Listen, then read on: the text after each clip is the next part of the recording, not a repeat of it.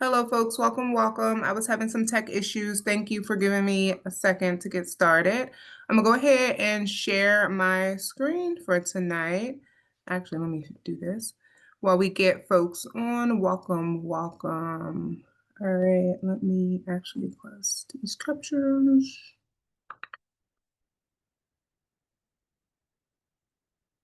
Oh, yeah.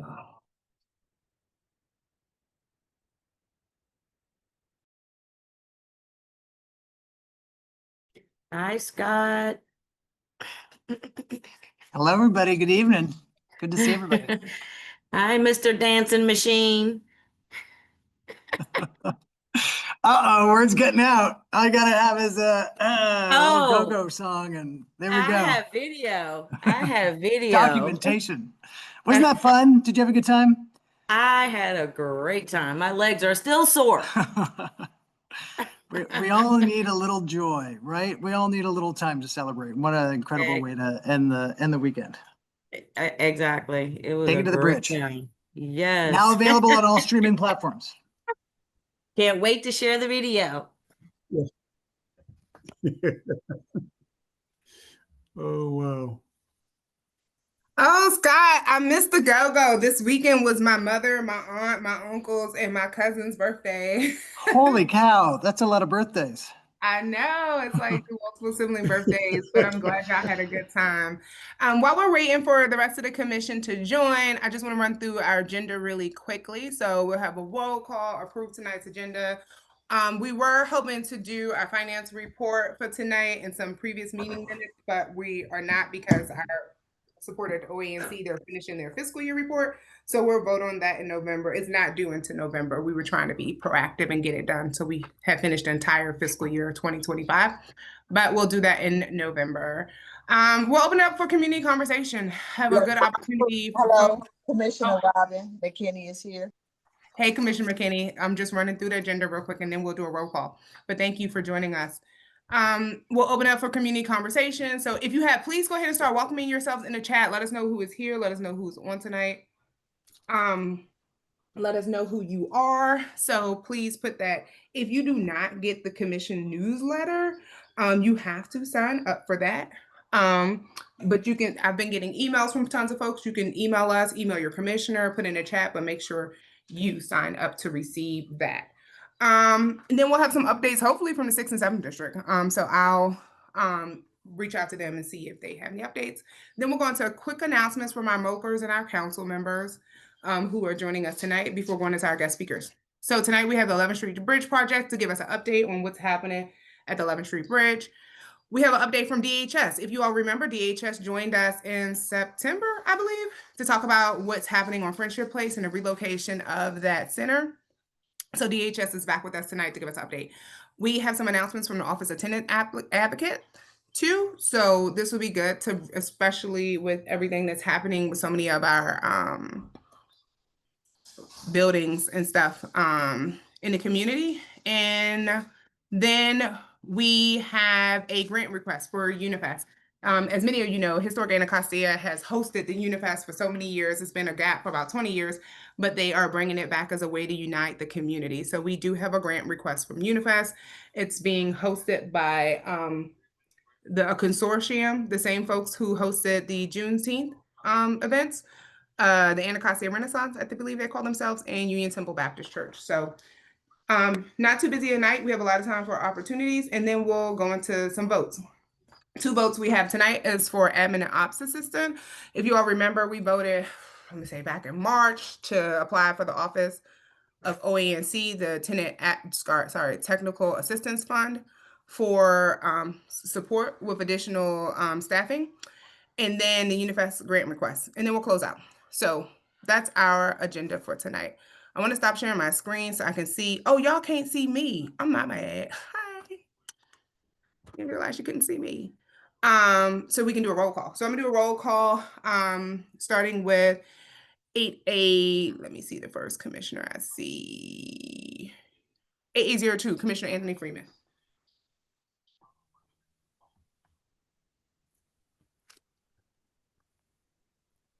Foreman, I'm here.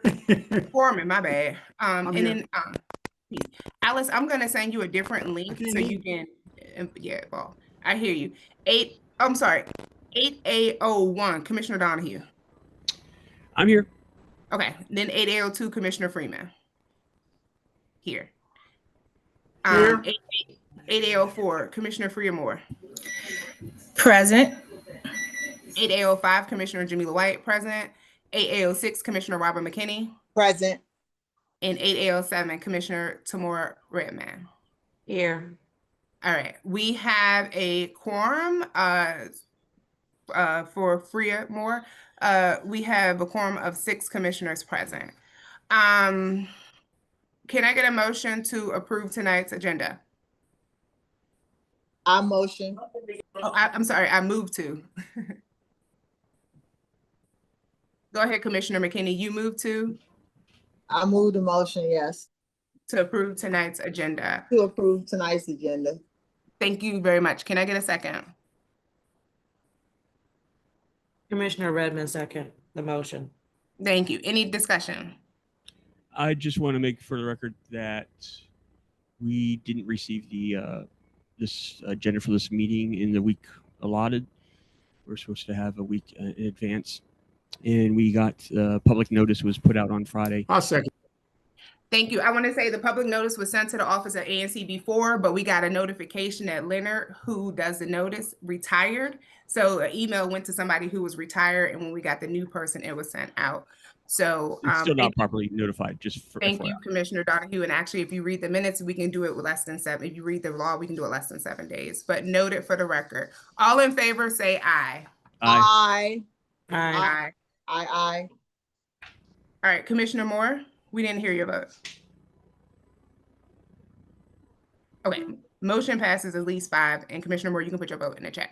All right, so I'm gonna open it up to some community updates. I'm gonna start with the commissioners. Commissioners, please keep your updates to no more than 2 minutes. And we'll start with AAO1.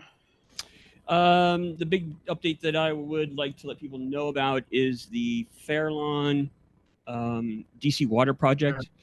We've gotten several complaints about the smell and the noise from the generators being ran.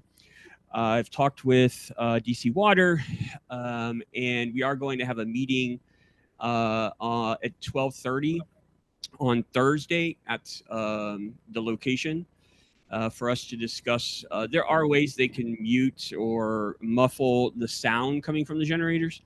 And so that's my hope, is that we can meet with them and discuss ways to sort of silence or muffle the noise coming from the large generators.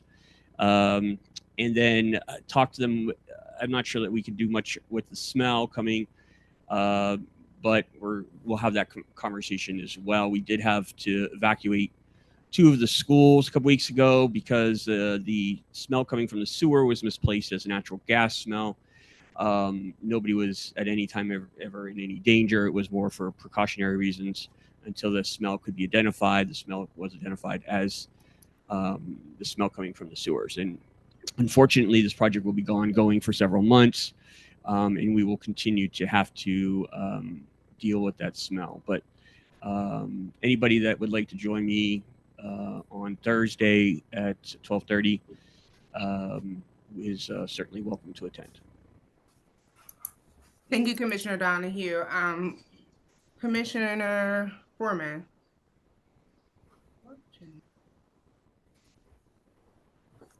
Are you ready? Can you hear me? We good? All good. We can hear you. Oh, okay. One thing I have around here is same problems we're dealing with again. The problems on between 17th and 18th Street with the church and the and the apartments and the buildings over there. Just trying to deal with buildings and stuff like that to try to clean them up, get rid of the drug addicts and that type of stuff, and also just my parks. We're going to see if we can take care of that. We did get partly done, but we just need to get fully done, and also the alleys, stuff like that. try to schedule a meeting with the principal down there, Anacostia, talk about the truancy and just kids in the surrounding area doing school time. That's pretty much it for right now. Thank you so much. Commissioner Moore. Nope, I put my number and information in the chat. There's anyone from my SMD, let them know that I am back. I successfully had a baby boy. So I am communicating. We have a chat now on WhatsApp. So if you all can just join and, share the link with everyone else, we can have a back channel to communicate so we can have more successful meetings that I look forward to having with you all. Thank you, Commissioner Moore, and congratulations. Congratulations, Commissioner. Yeah. Commissioner McKenna. No updates right now. We're gonna talk about, once we get everything finalized for the Unifest for next week, I'll let you all know about the street closures that be happening in the community, especially this, AA. So right now, no. Thank you. Thank you so much. Commissioner Redmond.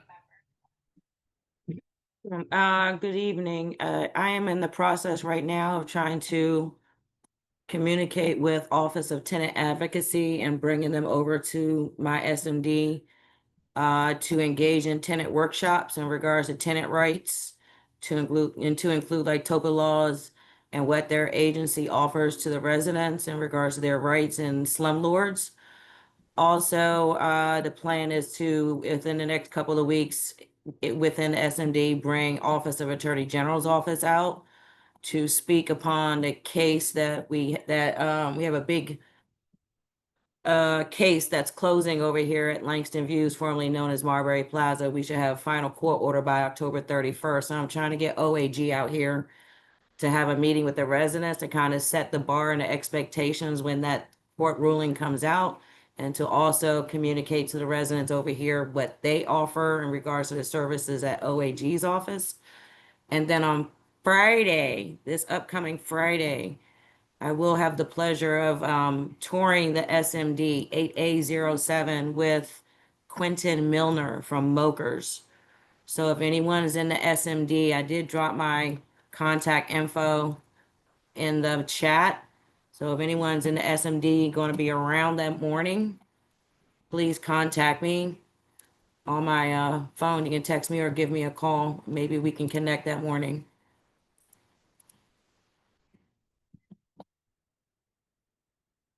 Thank you so much, Commissioner Redmond. And I have just a few updates. So the ANC met with Councilmember Trayon White sometime over the last 2 weeks. A couple of things that we elevated to him and put a request out is a moratorium on APCA licenses in 8A. And the council member has committed to working on that legislation because there's several moratoriums in other kind of business districts across the city. So we're trying to get a moratorium on APCA licenses in 8A. The other thing we elevated to the council member was some of the issues that we're having in our communities in each of our single member districts, especially what's happening in Marbury Plaza, what's happening with the alleys not being clean, and the stretch on DDOT and DPW, and the services reaching. So we had a very successful meeting and glad that the council member's office is going to push through some of the things that we were asking of him.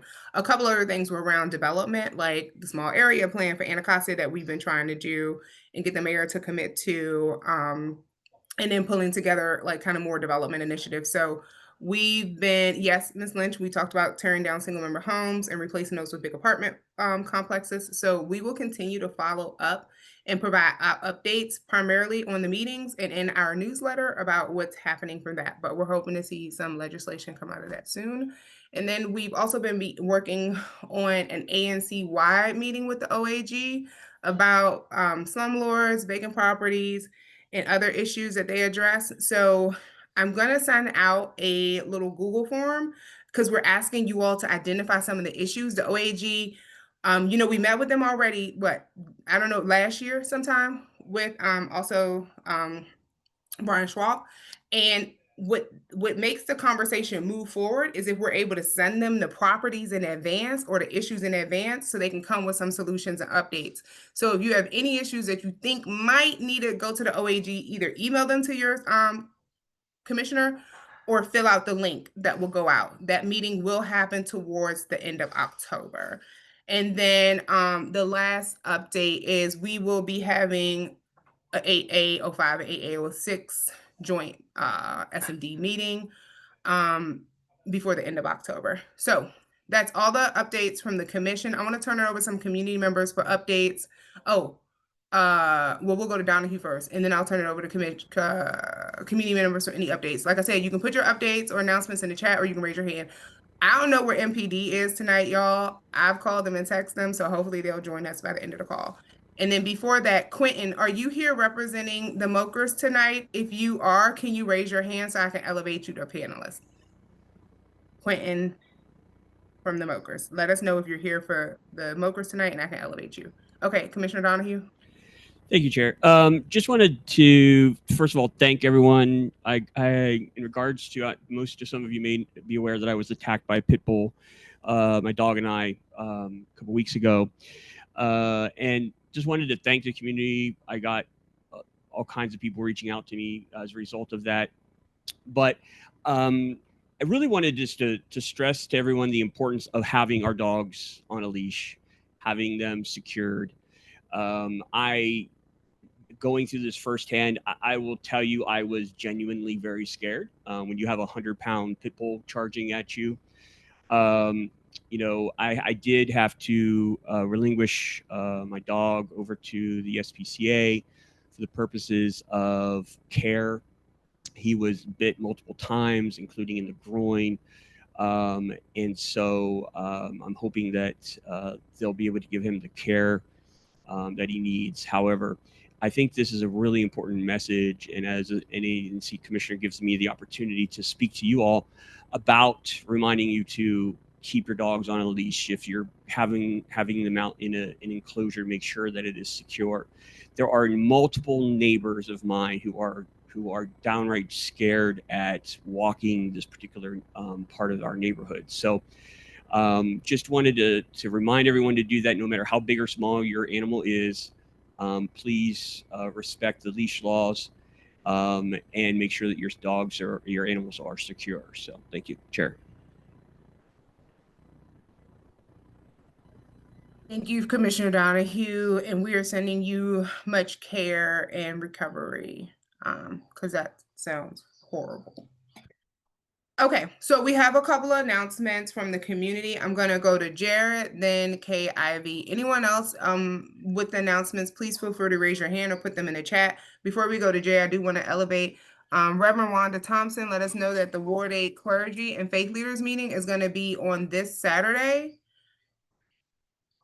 at New Covenant Baptist Church from 10 to 12 at 301 W Street Southeast. So the Ward 8 Clergy and Faith Leader. If y'all don't go, I really recommend. First of all, you get free food. It's like a full buffet breakfast, right? You get some healing from being in the spiritual space if that's your thing. But then you hear about updates across from so many different resources. So I truly recommend everyone to go. All right, so I'm going to go to Jared and then Kay Ivy. Thank you, Commissioner White. I appreciate it. So this is Jared Powell. So I'm representing HAVA this evening. I just want to run down a few of the events that we are going to be hosting over the next couple months.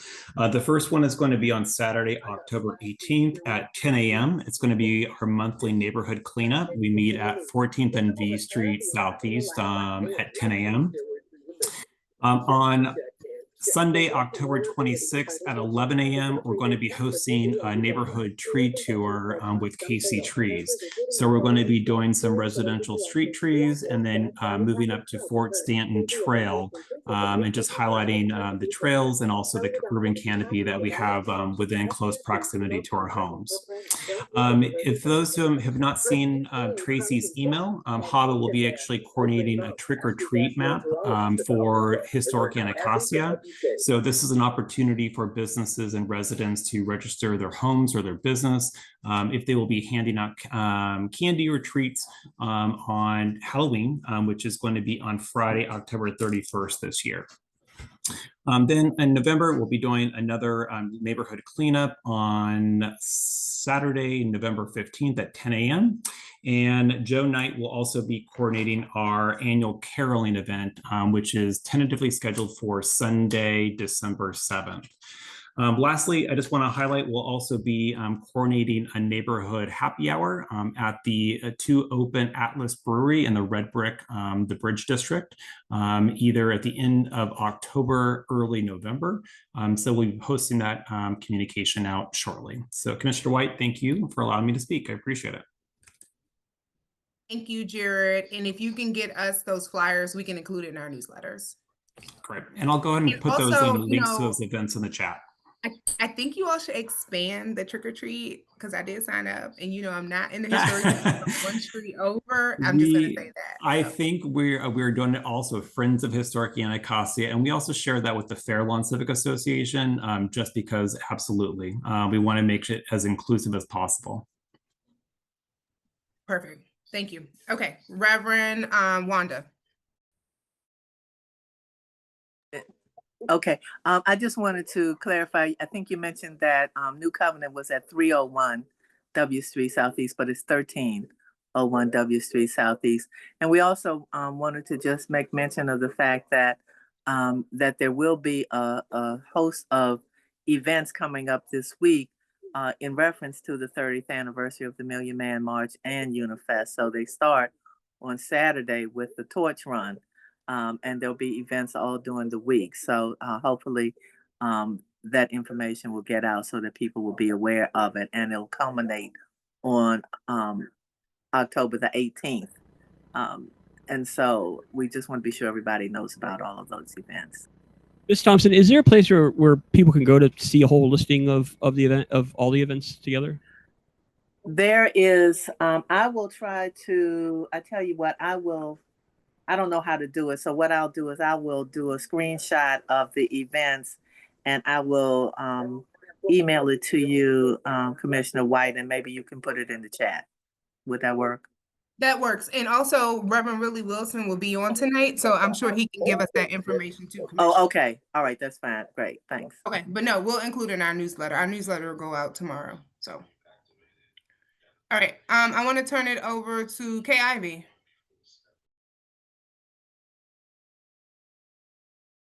Hi, good evening. I'm not sure if is it the time to talk about issues in the neighborhood right now? No better time than now. Okay. Good evening, everyone. So I live at the 1300 block of Morris Road. We were having this issue with our alleyway. Just wanted to see if we got any updates on that. It's between 1375 and 1377 Morris Road Southeast. We actually had I forgot that Mr. Mendelson come out, and he got he got stuck in the alleyway. The issues that we're having, it's really bad. A lot of craters, ongoing spring that's running. Trayon is aware of it. I don't know if he remember it. It's been so long, about 15, 20 years. It's been going on, but it got worse. So it's just this ongoing water spring that made craters and holes, and that's the only means of us parking in the rear of our homes. It's the entryway. DC Water stated it's not their water.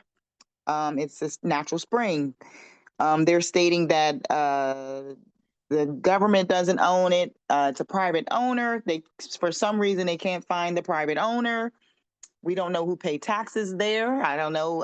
It's supposed to have been doing some type of investigation, but I think it's getting swept under the rug again. But the DC government is trying to make the homeowners pay for an alleyway. They're stating that's private, but the recycling and the trash truck comes back there to pick up the trash. So I'm not understanding how it's a private alleyway. That's the first issue. The second issue, we had Washington Gas come Can out. we answer that one first, Ms. Ivy? Okay, go ahead. Yes, thank you. So we've actually elevated this to the OAG to try to find out who the owner is, because as you know, DDOT is saying that it's not their alley, so they can't do anything to it because this doesn't belong to the district. And so that when we have our meeting with the OAG, that's one of the issues. Hopefully they'll be able to find out who it is. So they're good at finding out who stuff belongs to. So yeah, I know this is a long-standing issue, but we had to pull in some folks who could find out who it belongs to so we can take action. Okay, second issue. Thank you. The second issue is we had Washington Gas come out and replace a couple of the homeowners' meters or regulators. So they dug up the sidewalk and they dug up the street. And when I tell you it's horrible, it's horrible. The sidewalks still have, I guess, some type of temporary tar on it, and it has holes in it. The street, I don't know what they did. It's dents and holes in the street. And to the point that when the bus runs over that dent and hole, my house is shaking. So it's really bad.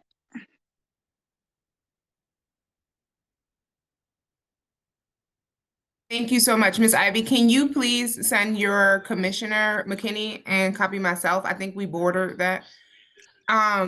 The pictures from that, so we can just put in and can you put in a 311 request? Is really, I know we're going to work on it without 311 requests, but they actually look at the amount of 311 requests per ward as part of their determination on who gets resources. So I just want to say this: every time you have an issue with the city, please put in a 311 request, because that's also how resources are moved around, and Quentin can talk to us about that too. So Ms. Ivy, put in your 311 request, and after you finish it, send it to your commissioner or send it just to the ANC so we can follow up. I have a constituent right now. He put in a request a month ago. He sent it to me the other day. I sent it to DDOT. DDOT hadn't even looked at it yet. But when I flagged it over to Keith, Keith got somebody to look at it. So please put in a 311 request and send it to your commissioner, like, once you put it in.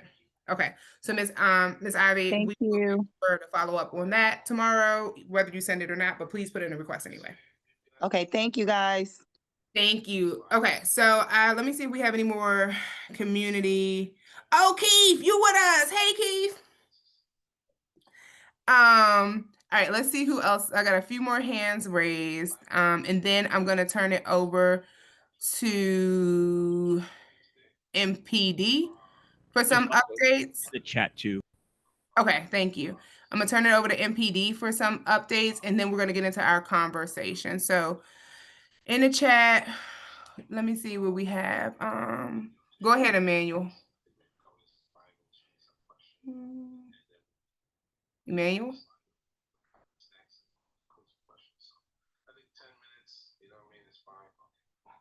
Okay. Emmanuel's muted, by the way. Yeah, we have another, he's allowed to unmute himself, so I elevated him. We have another update: digital art and coding for kids 8 to 18 this Saturday, 11 a.m. at Sweet Tooth. Please sign up, it's free. Raphael, we included that in our newsletter that's going out too, so thank you for including that. Danielle, we understand that there's still issues with addiction at the bus stops. That's, you know, these are citywide issues, but yeah. All right. Well, if Emmanuel comes back on, we'll give him the opportunity, but let's go into some updates from Quentin, and then we'll see who's here from the police. Quentin, over to you for any updates from the MOCA's office. If you have a question for the mayor's office, this is the time to ask, and this is the person to ask right now. So Quentin, over to you.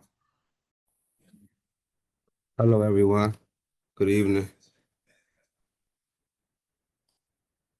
The first update I wanted to give from the MOCA's office is that we are inviting you guys out this weekend. We are having the mayor's office is collaborating with the mayor's office. The MOCA's are collaborating with the mayor's office of Clean City for a community day and cleanup. It's a day of service and pride in our community, and we encourage our neighbors to bring bulk clothing, furniture, old toys, carpet, mattresses, and more. This weekend, it will be at MLK Elementary School, 3200 6th Street Southeast. Also, the time is at 11 a.m. And if you have any questions, you can reach me on my email or cell phone. Thank you so much. I'll open it up to any commissioners. Any commissioners questions for Quentin?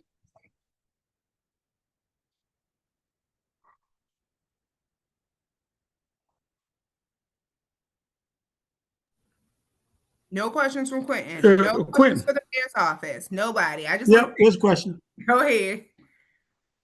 There's a question. Hey. Quentin, now this is going to be on Martin Luther King Avenue around 11 o'clock, you say, on Saturday? And you're taking mattresses and all that type of stuff, correct? Yes, Commissioner, this is at MLK Elementary School, right where Congress Heights Recreational Center, the new one, Okay. with the construction. I got a question for you. So y'all providing flatbeds or pickup trucks and that type of stuff for folks to bring it there? I mean, we're talking about mattresses and all that type of stuff. I'm just trying to figure out how most people are gonna get it there. So that's a good question, Commissioner, and I think I'm definitely going to flag that with Clean City, the Office of Clean City, and DPW for our next roll-off day, because that was a concern that a constituent had today. She was wondering how can she get her belongings to the roll-off day. We'll have a dumpster there, and we'll collaborate with DPW to collect the trash and take it, but we don't have a way to help people get their belongings there to the dumpster, to the roll-off day. Wow. Okay. But you say mattresses and what else? What else was that? Any type of are you taking types of home furniture and all that type of stuff too?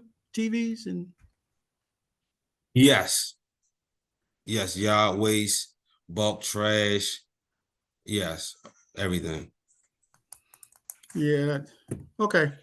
I'm saying I appreciate the thing, but that's kind of hard for most people to transport that type of stuff any distance, and bulk trash or yard waste, all that type of stuff. I thought you might have rolling trucks like 6 or 8 pickup trucks that's coming around, I don't know, blowing your horns or whatever, stopping at different stops so people can bring it out. Maybe I could see somebody bringing it from the back, maybe a block or so, maybe at the most, or just giving a time frame that you're going to be in that area. I'm just thinking about older folks. I'm thinking about myself too. I thought I was battle tested. I thought I was battle tested to try to battle test one of these big old Serta mattresses. That's where it's at. So most definitely. Okay, yeah.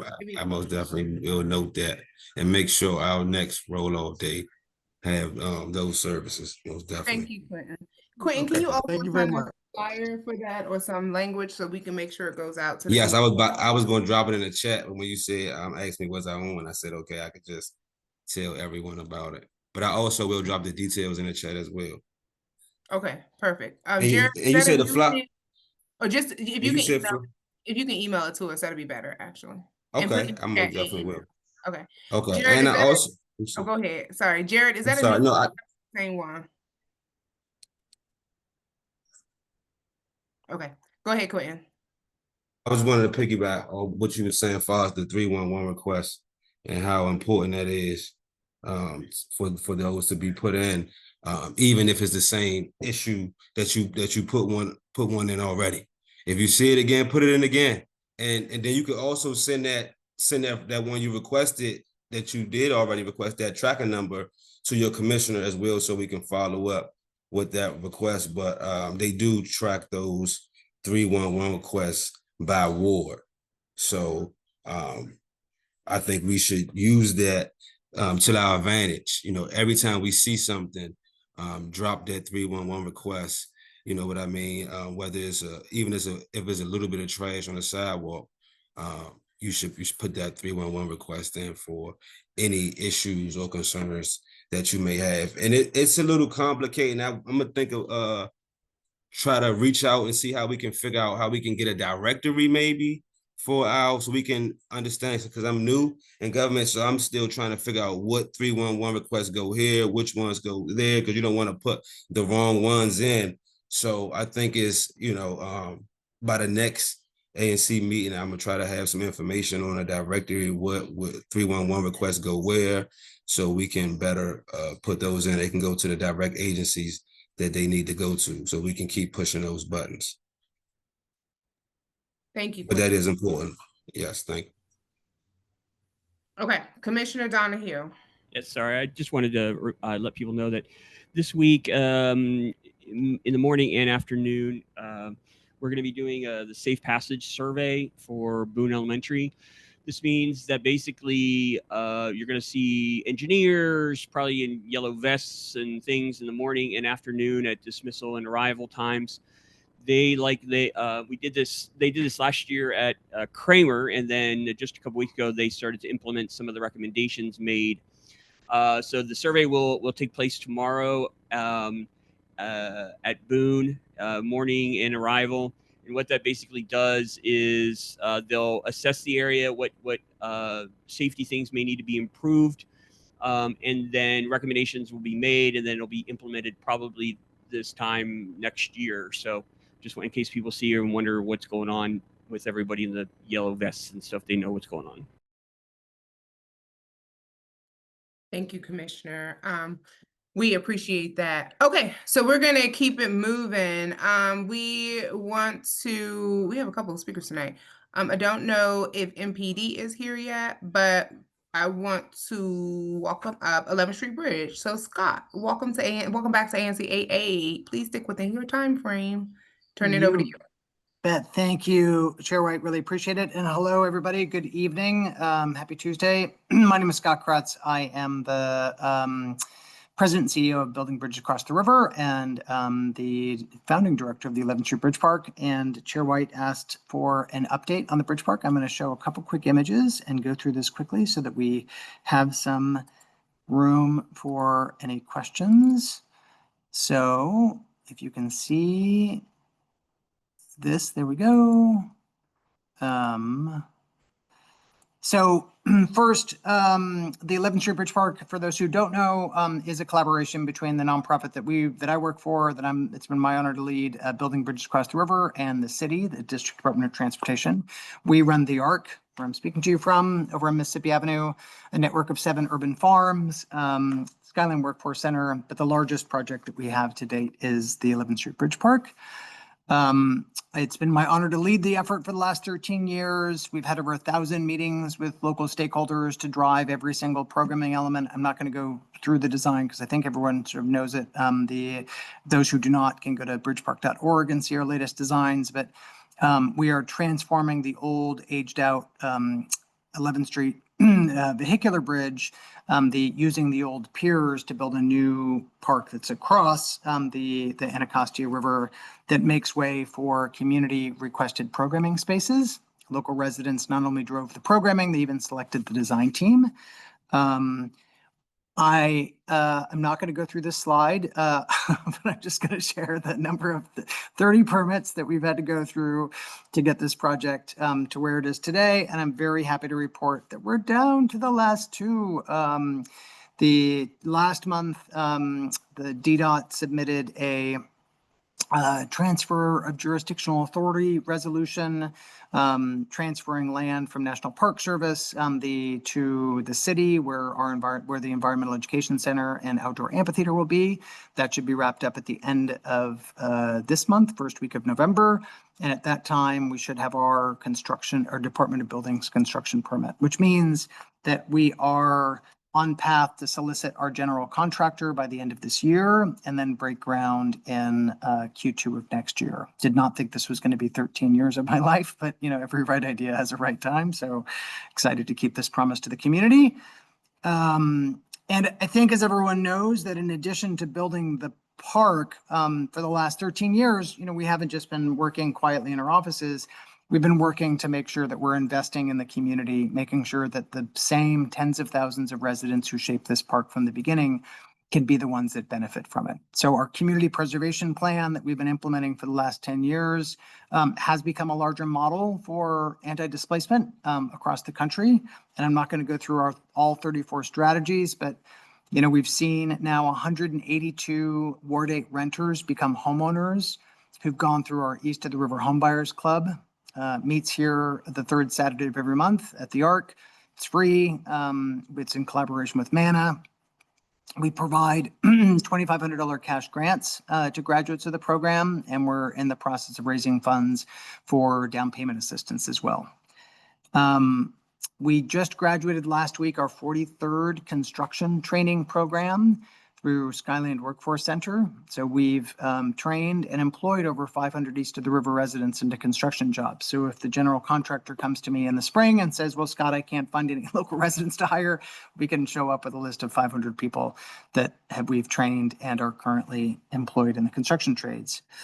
And we're really tripling down on the support of small businesses, particularly in the historic Anacostia corridor along Martin Luther King Jr. Avenue and Marion Barry Jr. Avenue. We have two programs, a small business preservation program where we embed consultants from Booz Allen for 10 businesses along MLK or Marion Barry Jr. Avenue for an entire year. Current class includes Sapodilla's, we had Grounded last year, Go-Go Museum, and then each of those small businesses receives cash grants of between $8,000 and $10,000 to help implement those strategies.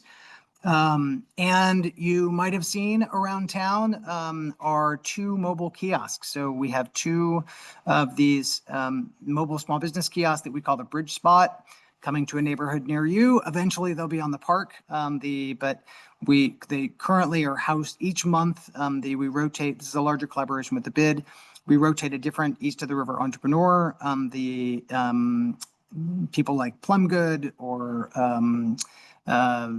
Kitchen Physician or Main Roads.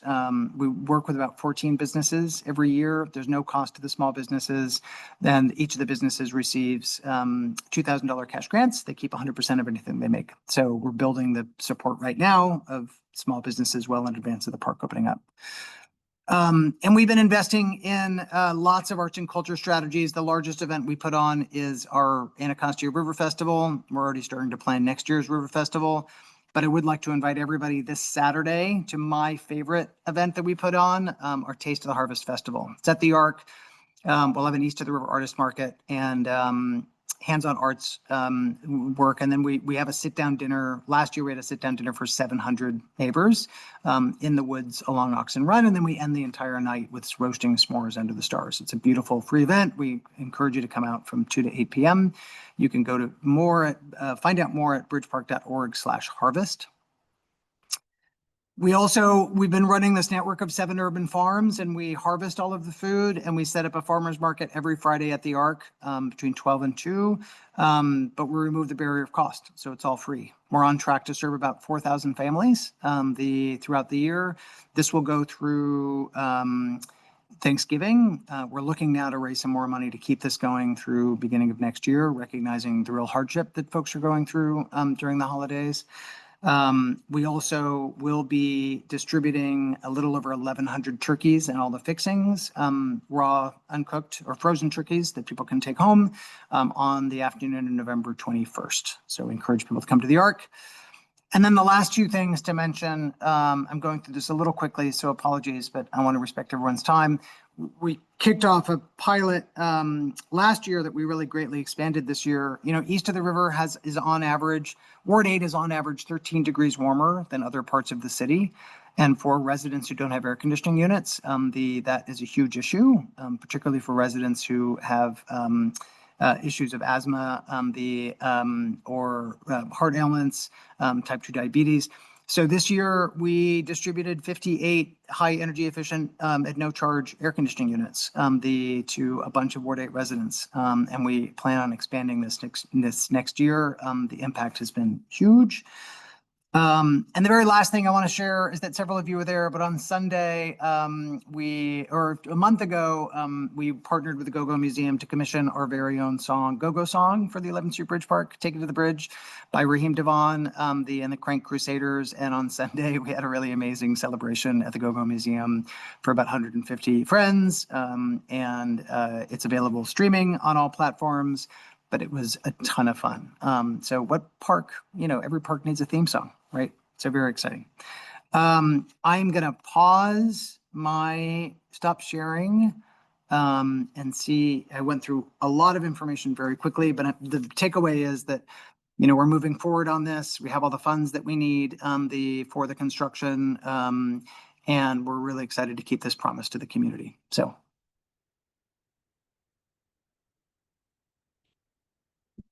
And I'm going to put all of my contact information in the chat too, in case you have additional questions. But Commissioner Donohue, Chair White, would you like me to call out people, or how would you like me to do this? I'll just ask real Go quick. ahead, Commissioner Donohue. Okay, thanks. Mr.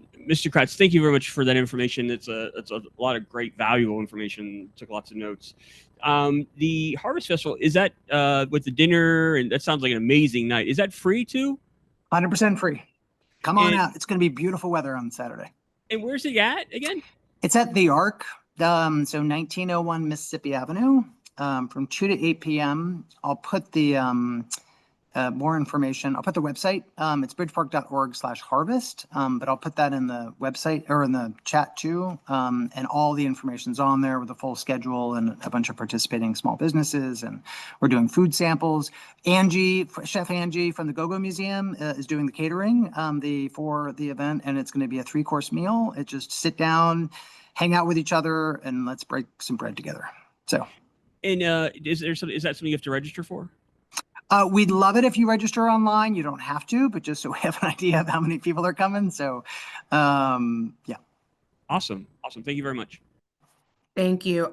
Quentin, we're getting folks ask if you can put your contact information in the chat. So we're going to ask if you can go ahead and do that. Okay, no problem. Thank you. I think I saw Patrick O'Keefe, and then we'll go to Commissioner Redmond.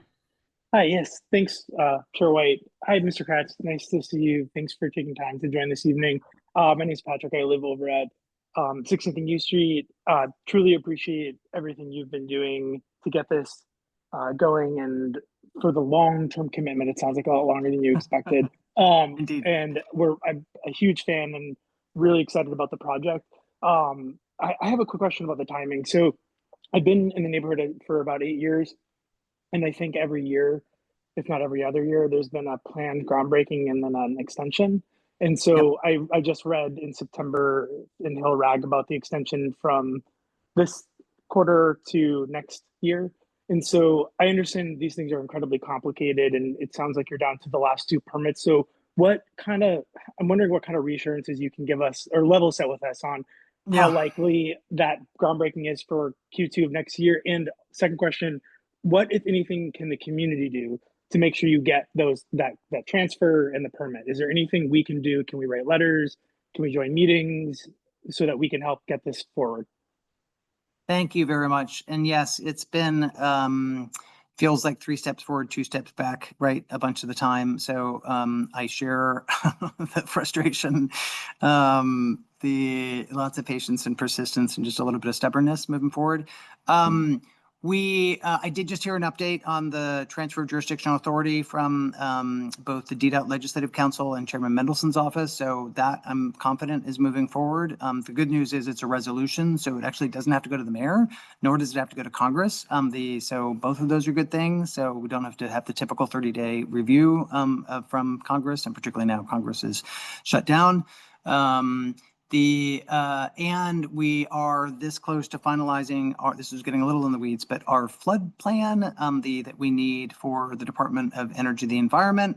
We just had a good meeting last week, and as soon as they approve that, we should get our construction permit. My only potential hiccup is we are finalizing a special use permit with the National Park Service, where we're having some of our construction staging in Anacostia Park, and it's really close to being finalized.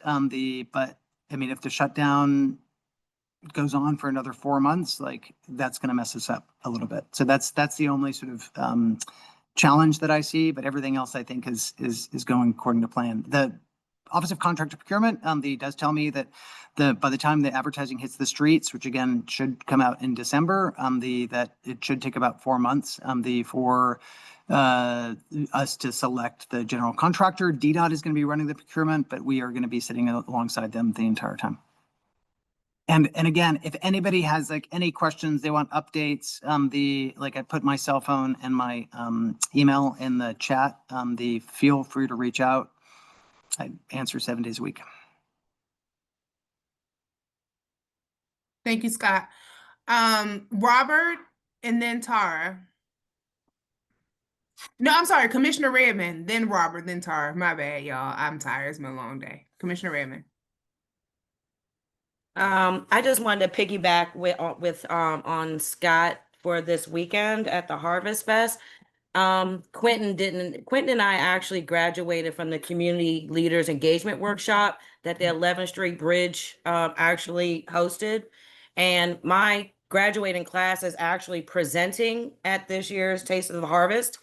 And we are actually going to be giving away over 100 pop-up garden giveaways. Our mission was to basically the food insecurities in Ward 8. And I was telling people, I've been living over here in the plaza since 97, so I'm trying to figure out how to get gardens over here in the concrete jungle. So we came up with these countertop gardens that we're going to be giving away on Saturday. So please come out, show some support. Thank you, Scott. It was a great opportunity. I got my pins right here from the Clue program that Destiny and Sarah gave me. So yeah, I'm all ready to go. So excited that we are having some folks able to participate. And congratulations to both of you, Commissioner Redmond and Quentin. Lots of love. Y'all see all that love and affirmations? Good. We need love in this time. Okay, we're going to go to Robert, then Tara.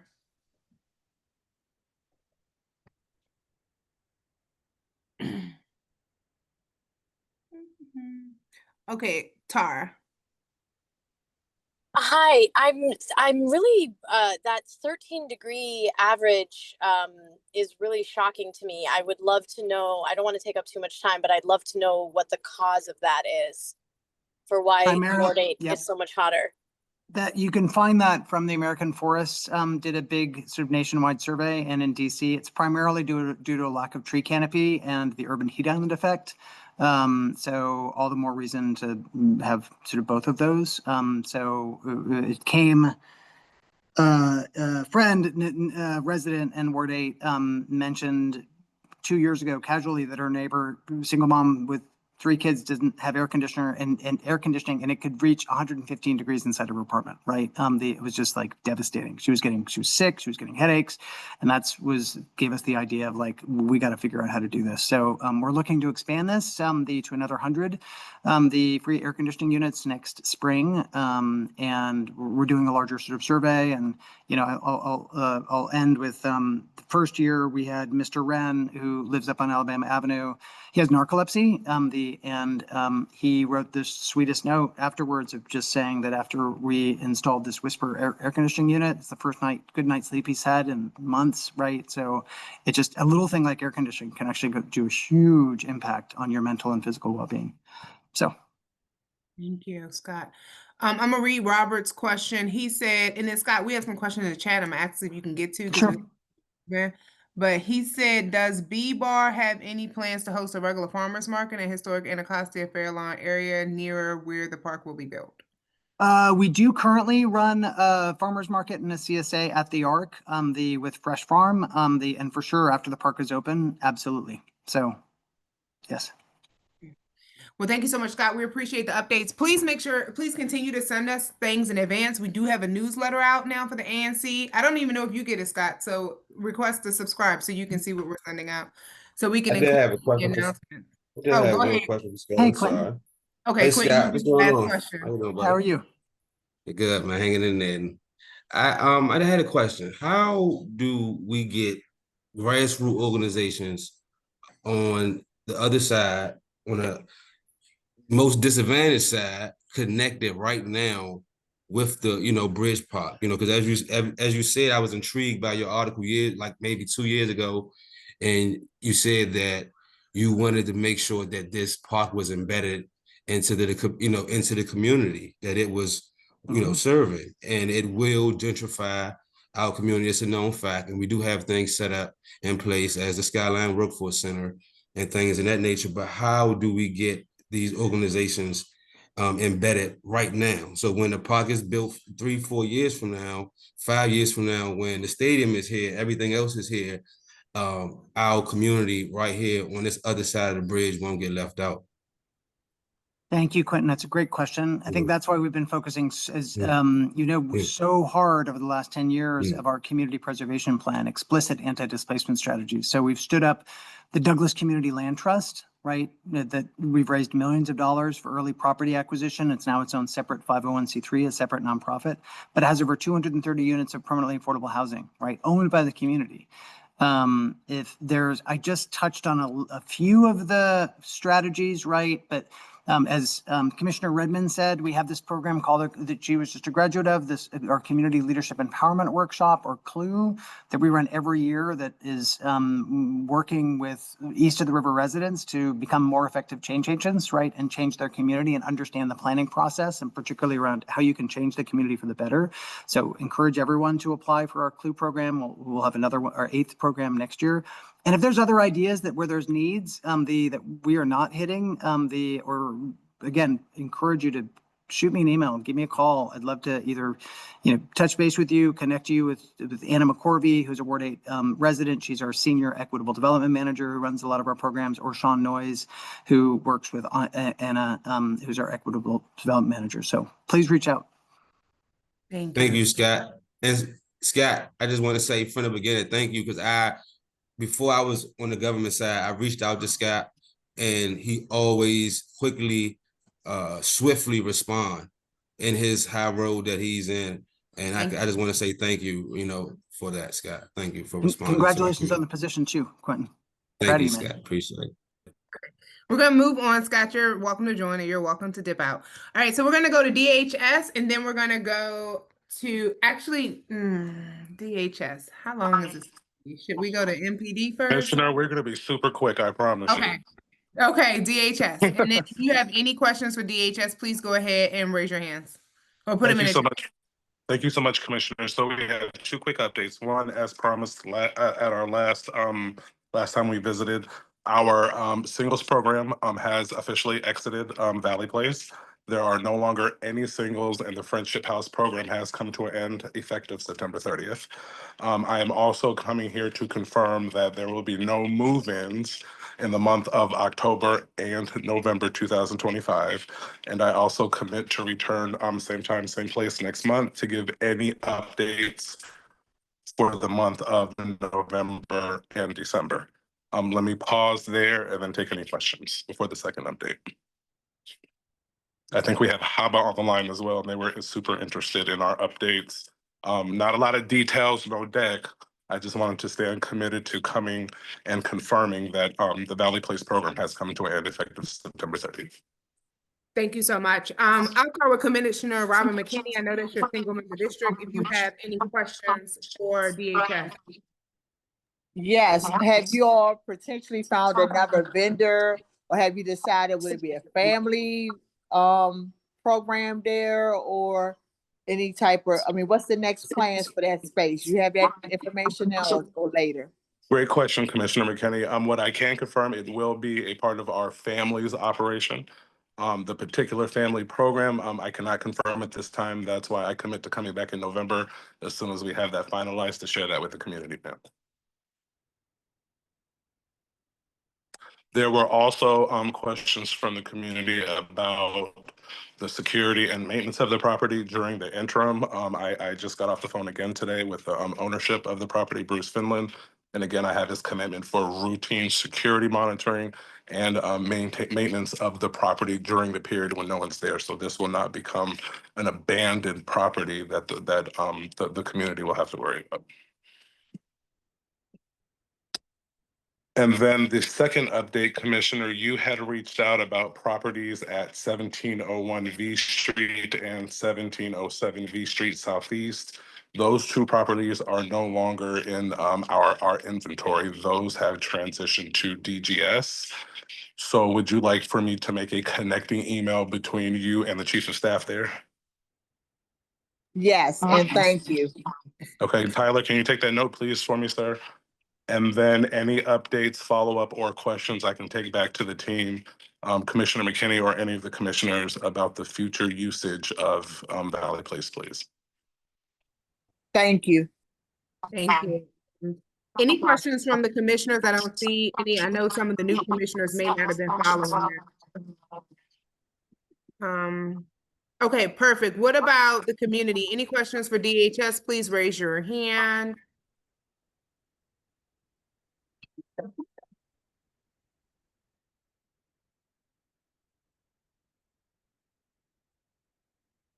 And then I'm not sure I see questions. However, Commissioner McKinney, can we reach out to you this week to see if it will be appropriate for DHS to participate in Unifest?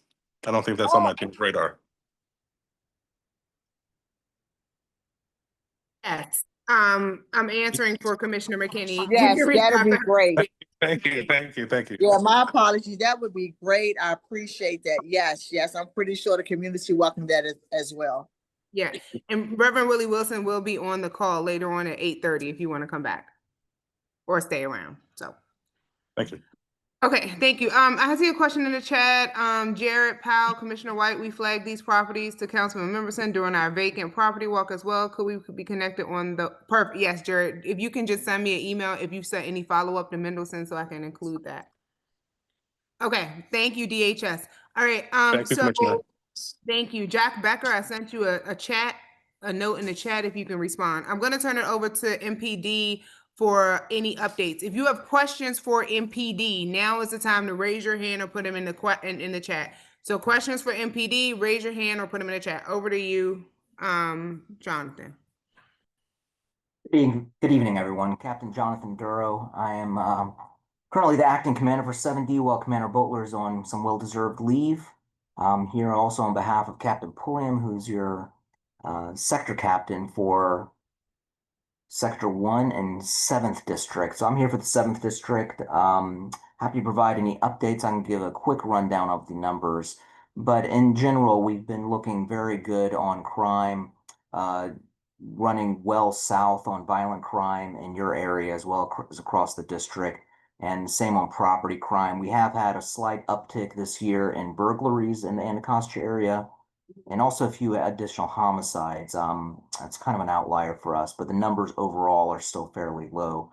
So I'm happy to address any specific concerns you have, any specific crimes I can answer. Before I turn it over, a couple things I did want to mention. It is Domestic Violence Awareness Month in October. And that's a huge issue for us in the 7th District. We see, unfortunately, high levels of domestic violence, some of which, escalate all the way up into homicides. So if there is anyone in your life, that's struggling with that, please encourage them to seek out help. There's a lot of resources available in the District of Columbia. And I can share some of those, but we are focusing on that in all of our public meetings for the month of October.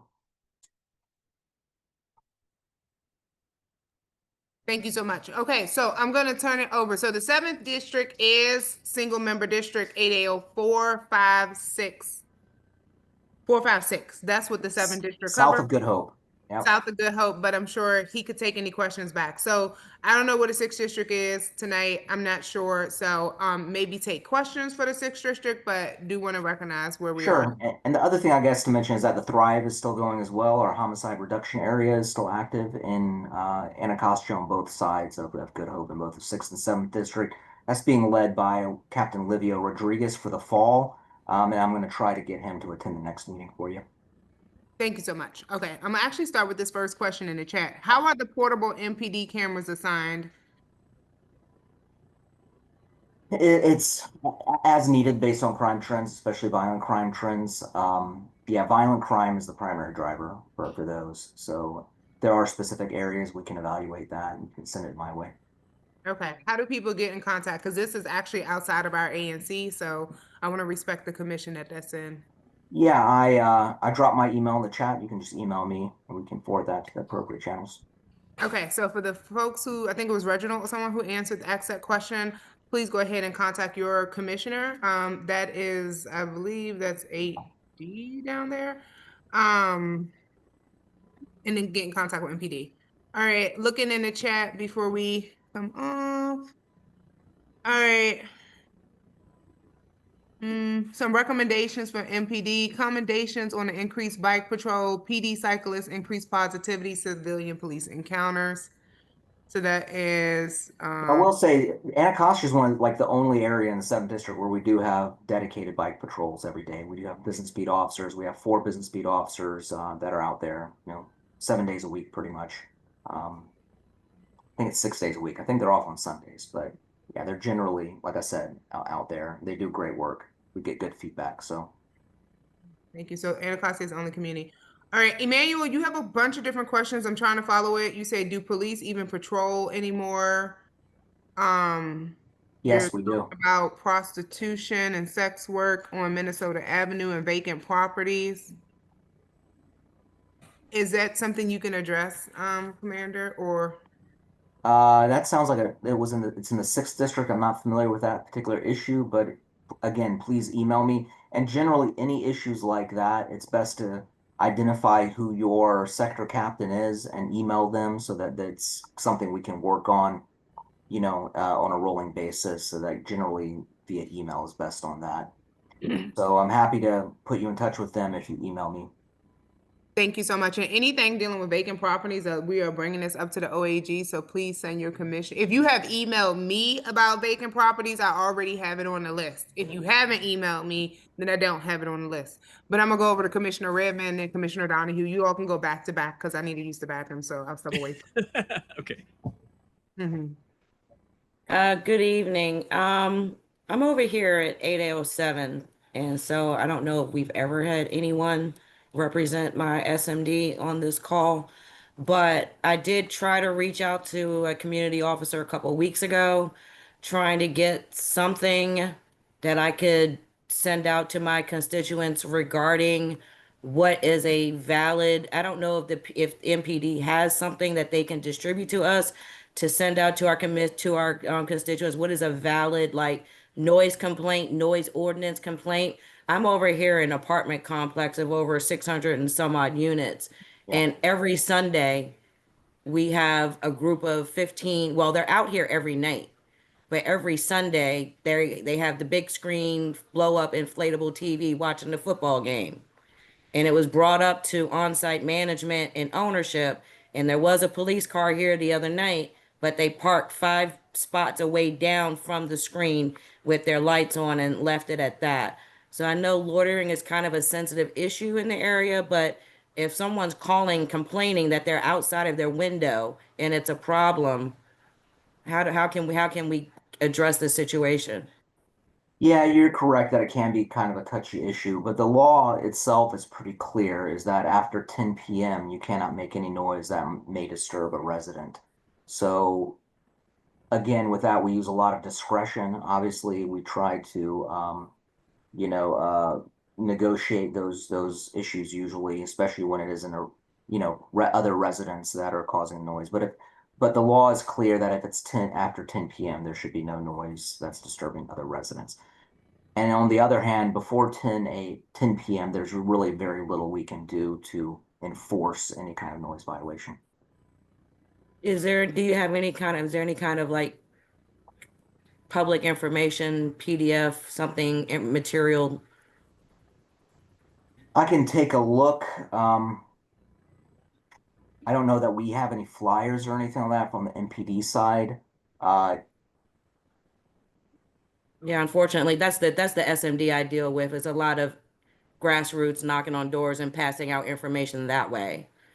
Yeah, again, if you're speaking within after the 10 p.m., I can send you that. I'm happy to forward you that information, the law itself. Before 10 p.m., there are laws on the books that deal with like decibel levels, etc. They're really not enforceable. We've been through a lot, years and years of of attempts to enforce those. There's been some attempts to redo that legislation that have faced some opposition. So right now, it really is just the noise at night. But I'll forward that to you. Well, that's fine. Yeah, and the other thing, I guess the main thing are people are dealing with they're having dogs being locked out on balconies for extended periods of time, and how to handle that situation. Yeah, that would depend if there's any kind of neglect or abuse. That would fall under, animal control. If it's a noise issue, that's something we can look at. So just kind of Right. on the specific Right. situation. Okay. Yeah, that's what I'm looking for. They don't seem to think that that's a valid 911 call. And so that's the point that I'm trying to get across to people over here, that that's what needs to get done. Okay. Yeah, I'll send you that. I appreciate it. Thank you. Yes, ma'am. Hey, Captain, Commissioner Donohue, 8A01. I know you're in 7D. However, I am looking at the crime stats for January through today in our 8A, which is 6 and 7. It shows that our ANC is up in murders by 1, so we have 8 murders from Correct. the where is the concentration of those, and how has that we're obviously trending up, and that's a concern. What are we doing to assure the community safety in regards to that?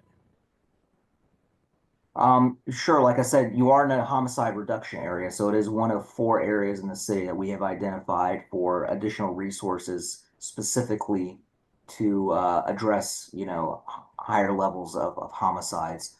So that is that's kind of the A level, response that we can provide as the police department. And that gives you additional officers. It gives you a dedicated captain every quarter that is focused specifically just on, suppressing violent crime, especially homicides in your area. That being said, I was looking at this earlier. There's been 4 homicides on the 70 side and 4 on the 60 side, so far this year. Most of those, at least on the 70 side, happened earlier in the year.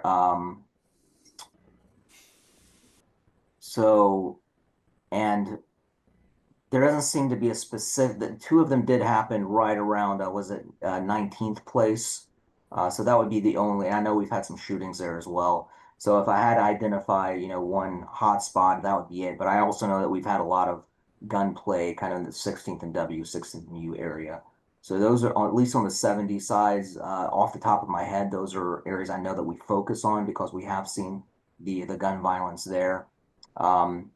As we're speaking, I can pull up 60 as well. I'm obviously not as familiar with their trends on their side, but I can try to pull that up for you. Thank you so much. I'm sorry, Commissioner, I want to make sure we move on. Is this your last question? Yeah, I was just going to ask him what his thoughts were in regards to, we continuously hear about loitering concerns, what his point of view was on whether we should look at having any loitering laws from his perspective.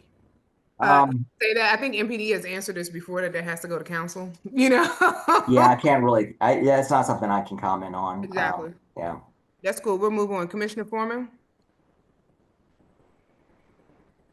Oh, hey, Jack. I didn't realize you were the. Oh, Jack, it's you. My bad, y'all. I'm sorry, we're having a whole constituent moment here. Commissioner Foreman. Okay. It was just addressing the same thing. Well, police response to constituents. They called several times for the abandoned home situation, and also have a abandoned church on Minnesota Avenue between 17th and 18th. And, we call several times and nobody responds. And my thing is, I understand you got police officers on Maryberry Avenue, 17th and Maryberry Avenue, and also on Minnesota Avenue and Maryberry Avenue, but they seem not to respond at all. It's the same thing. We have either the drugs or also I call them women selling their bodies, or you want to call brothels, going out of the buildings, especially 1703 Minnesota Avenue. And also near the schools, it's supposed to be no drug zones, correct? Correct. Okay, but Well, everywhere is supposed to be no drug zone, but there's enhanced penalties near schools. yeah, well, but I see that all day, and I know it's probably somewhat of a headache with you for your officers, but up here throughout the alleys, and I'm sure Tom can note that too. We have that problem all day, every day with the students, you know, in the alleys back here, and that's primarily what they're doing, you know, getting high, you know. So like, so what we can do about that? And I got another big problem. You know, Minnesota Avenue is a straightaway, and we got a lot of muscle cars around here, and it's drag race city, man. I love it. I love the fast cars and stuff too, but not in the neighborhood. Is there anything else that you all can do? Set up some speed cameras or stuff like that. You know, run them, I don't care, man. Run them in the nets or whatever you can do, because after 10 o'clock it's on, and that's every night. I want to also mention that Every this is not 6th district, so I don't know. Thank you. Yeah, I was gonna say, how much you can answer, but I do want to note that, you know, some of these issues, I hope you all are taking them to the CAC meetings with MPD, the community, what is it called? Advisory Council. Community Advisory Council with MPD. They meet every 2 weeks or something like that. Monthly. Monthly, every At least month. in 70. I don't know about 60, but In 60, but a lot of these 60 are going to have to answer. I think one of the things, Commissioner Foreman, is like maybe seeing what type of resolutions or letters that can be sent. I would say that I don't want to get MPD involved in some of the interactions with young people because they don't go well, but I think there are other resources and avenues we can do. So we do have a question from— Can I just very high level address Commissioner Foreman's concerns? Is that for most of the issues like that are kind of ongoing concerns, once again, you need to get in touch with your sector captain, your PSA lieutenant, and establish a dialogue, you know, concerning those specific issues, whether it's an email chain or something like that. If I find that usually works best, you can loop people in. It's not something that we're going to fix, you know, on a call once a month. It's really something that you have to be an ongoing dialogue about for all of the issues that you just mentioned. So I could give specific answers for all of them, but that's kind of the high level to address some of those concerns. So if you know who your captain is, reach out to them. If not, I'm happy to put you in touch with them. Commander Hickman is the for the Well, yeah, that's good to put me in touch with them stuff too. But you see, you're here, so yeah. And then I had to give it to you too. Yeah, one of the things I just want to elevate and just remember, like, we have asked for Department of Behavioral Health and other agencies that are supposed to be doing interventions in these areas to increase it with little response.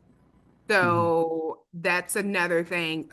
Some of these issues are not MPD specifically, but other agencies that are now doing. Yeah, traffic cameras, for example, that's not something we control anymore. And also the people who are speeding, you can have traffic cameras. They're probably still in cars. True, You know, like, I mean, they're not going to. You're correct. You are correct. That's not going to bring it down. You know what? My thing was just the location of it. It's certain hours, you know, because you're there with your, you know, with the red lights on. Yeah. Anyway, and I know the starting point for the drag racing is pretty much the ending point. So. Well, I think that's a MPD issue if it's drag racing, because the people who are drag racing, they ain't paying those speed ticket cameras because they probably aren't their cars. But I want to go on. So we do have a question from Greta Fuller, who is 70. Why do we see people drinking and using every day near Thurgood Marshall and at Savoy? These are not students. This is behind the police academy. Behind the police academy? You know, the cadet school on MLK. Oh, okay, got it. Yeah. We see that kind of behavior throughout the 7th District, unfortunately. We do address it. We expect our officers to address it when they see it. If you see it in a particular area, please call 911. Kind of to get back to one of Commissioner Foreman's, concerns is that our response times will vary greatly depending on what type of call it is, what time of day it is, how many resources we have available. If it's something serious, a robbery, a shooting, we will be there very quickly, I promise you. If it's something like a drug complaint, it really depends on the resources we have available. And we also evaluate whether to pull officers that we have in certain high crime hotspot areas off of those hotspot areas to address, a concern like that in a different area. So those are all kind of the evaluations we're making in conjunction with the Office of Unified Communications, who actually does our dispatching for us. So it's not as straightforward as just we should always have an officer there immediately when we call 911. That being said, much like Commissioner said about 311, we use 911 to evaluate where we put our resources. So please do call 911 when you see criminal behavior like that. We will get to it. We don't take calls off the board unless we get to them. So you might not see us get there every time, but we do keep them on the board until they are addressed. So and people can always ask for the officer to contact them too. So, yes. If you do make a 911 call, request to have the officer actually speak to them. Yeah, that helps. That helps a lot. People are very hesitant, or sometimes hesitant to do that, but it does help.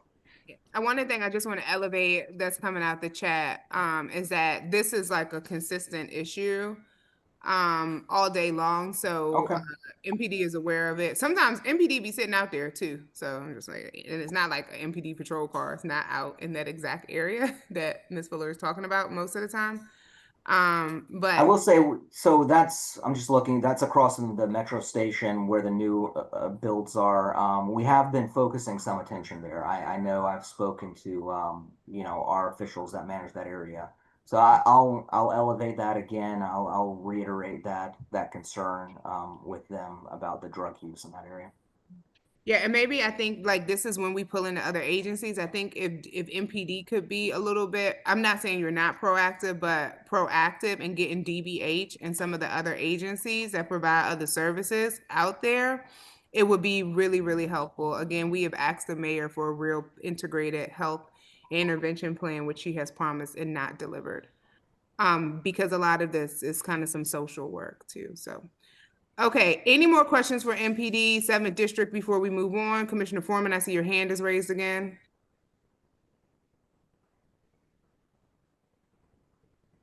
You're muted.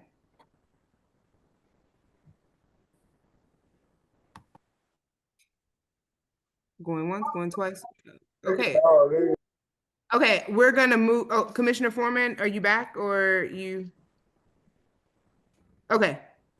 Yeah, I did have one thing. I think Mr. Emmanuel, I think he wanted to talk. I don't know if he even knew to unmute himself. I did Is he still there? him, and his questions are for 6th District. So I'm not sure how much this commander can ask them, but I had unmuted him like several times. Can you hear me now? We can hear you now. Okay, I live directly across the street from the units that we're talking about. Far as calling like the abandonment team with 311, they were prompt in coming out to service as far as cutting the grass, but there was nothing done to secure the unit. So technically, all you see all night is people coming in using the property for sex, drugs. Also, the water still must be turned on in the unit because they bring these big gallons of water containers and they fill them up and then they take them down to the 4-unit apartment building that's, I guess, abandoned as well, that I guess had a shooting about 2 or 3 weeks ago. The only time that we see, me personally, see any patrol around here is if something goes bad. We have grandmothers, mothers, kids, all of the above that walk these streets. And the things that these children are exposed to is horrendous. I don't think no one should be able to all day, every day, have to be held liable to see the stuff that goes on, especially if you're paying mortgages. And even sometimes when calling the police officers, and if they do respond, they have an attitude when they come to your home. And it doesn't make any sense because I'm confused of how does this work? We're calling you, we're doing the right thing, and it seems to be like we're getting on you guys' nerves by us giving you all a call.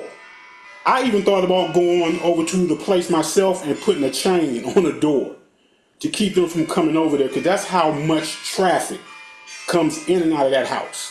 And next door to it, there are 2 other houses that have the same issue. And there's no way that you can tell me, if you guys are patrolling this area, that you don't see this. So what has to happen? Does someone have to get killed in one of them houses or something of that nature for there to be like some type of response? You know, because we were sitting here talking about building restaurants and building houses and building bridges, but we still have people that live in here in this area that we need help. We don't want to move. We love our area. But if this has to be what it has to be, because like I said, I'm not saying my hands are tied, but I'm tired of seeing this shit. Enough is enough. You know, you go to across the bridge. Okay. We truly understand. We truly Yeah, understand. I hear you loud and clear. And let me first of all say, officers should not be treating any call or caller, resident, or anyone with kind of disdain, disrespect, and like they're annoyed. So if anything like that is happening, please reach out to, you know, me or any other official, and we will address that. There's also the Office of Police Complaints. I hate to even put that out there, but if officers are behaving in that manner, it's not acceptable to us at all.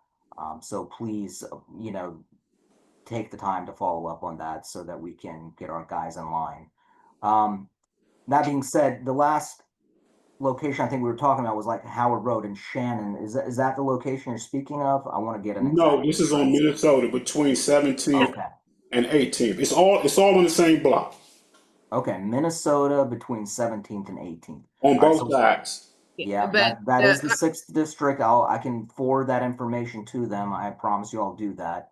If you want to reach out to me, that'd probably be even better, and I can forward your information. Absolutely. Put my email in the chat. Hopefully you saw that. Yeah. Those were the same areas I was addressing there. The same area. Yeah, we've talked. And I've had the same response myself from some. I've had the same response myself from few of your officers. You know, it's just that I had to call in my own backup other officers to explain to them exactly what you know, ANC commissioners, not just that, it's just being just a regular citizen here. Commissioner Foreman, it's unfortunate. Commissioner Foreman, it's a lot of static. Is anyone else hearing that static from him? Yeah, there's a lot of Foreman, static. it's a lot of static. Can't hear you very well. My thing kept saying, it kept saying like low power or something. Okay, it's a battery. Kind of weak or something. Maybe you should like re-log in, but I'm gonna put you on mute because it's a lot of static. Okay, well, we thank you, Commander. We're gonna ask us some questions in the chat. Can you go through the chat and answer those and put your contact information for folks so they can reach out? And then, you know, I recommend, you know, for those folks who are in Fairlawn, that you reach out to Commander Hickman, who is over top of the 6D, to try to address some of your issues, and then just continues to add pressure to the mayor, who has promised to deliver on a plan that they have not. Okay. Yeah, please email me. Take care. Thank you so much. All right, I'm going to move on to Alice McFarland from the Office of Tenant Advocates. I know Commissioner Redmond was talking about connecting with OTA, so that's great that you're here tonight. Hello, thank you, everyone. Yes, I met Commissioner Redmond last week, so we have already connected, and we already have our next steps in place. Am I able to share my screen? Yes. So I know it's late. I will be brief. I just want to share with you who our agency is and how we operate. Are you all seeing my screen? It looks like it's started, but it hasn't loaded yet. Okay. I'll give that a few minutes. There we go. We see it. Awesome. So we are the Office of the Tenant Advocate. We provide free.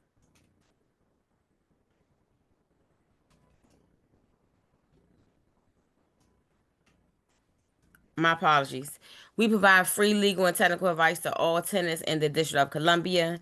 We are comprised of, I cannot move it. For some reason, my PowerPoint, okay, there we go. We are comprised of 4 branches. We have the legal branch, policy, temporary emergency housing, and education and community outreach. Our legal branch provides brief legal services to all the tenants in the District of Columbia, regardless if you're paying market rent, if you're on a subsidy, or if you have a housing choice voucher. You can contact our agency and we provide free legal advice to all tenants. And in some cases, we also provide full representation, and we also advocate and support tenants in advocating for their own rights when it comes to their representation in court. Tenants contact our hotline at 202-719-6560. Often we get calls regarding eviction assistance, rent increases, lease-related questions, housing code violations, security deposits, TOPA, and how to enforce their rights. Our policy branch is the one that kind of works behind the scenes. They are responsible for I'll use an example with the moratorium that happened during the pandemic. That legislation came out of our office, which stopped all rental tenants from being evicted during the pandemic. We work with government agencies, other community partners, DC Council, the mayor's office, the courts, other tenant stakeholders, advocates, and others to promote tenant protection and laws and policies in the district. I am a part of the education and community outreach team. We develop educational materials, classes, as well as virtual tutorials. We have a YouTube page and we have an educational resource page on our website. We also come to you. We provide our classes virtually or in person. One of the great things that we're trying to push is tenant associations. We find that, as Ms. Redmond can state, that there are power in numbers, and you are stronger with getting your needs met and your voices heard when you respond and address your issues collectively. Some of the classes that we offer are how to form a tenant association, the framework of sustaining a tenant association, best practices, and TOPA. TOPA is the Tenant Opportunity to Purchase Act. This is one of the classes, how OTA works for you.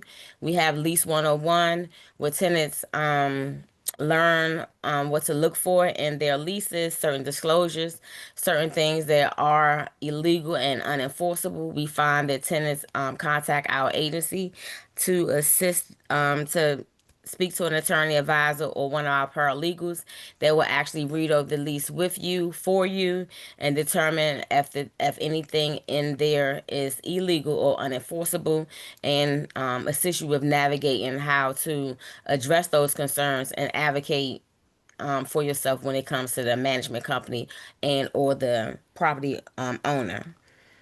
We have classes of to identify and what are housing code violations and what are the proper agencies to contact when you have certain housing code violations. One example is most housing code violations are addressed by Department of Buildings with an inspection. However, if there are issues of mold, that will be Department of Environment and Energy. Tenants contact us if they're facing eviction, if they think they may soon to be evicted. They contact us about what their next steps are and what legal rights do they have as tenants. We also have a class called Renters Rights 101. Now, our temporary emergency housing program is temporary. We house tenants up to 14 days if they have been a victim of a natural disaster, fire, or flood.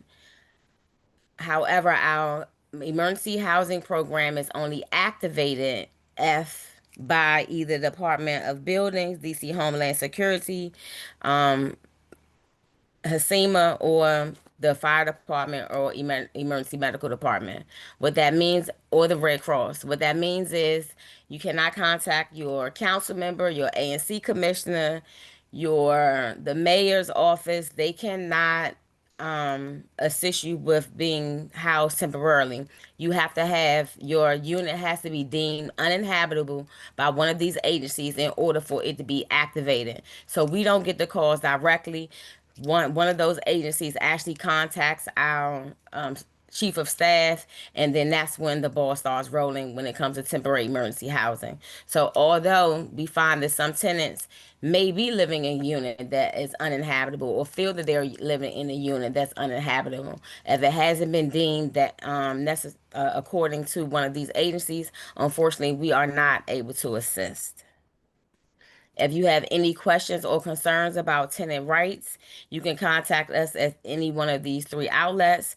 Our tenant hotline is Monday through Friday. If you do not reach us, please leave a voicemail message and someone will respond to you within 24 to 48 hours.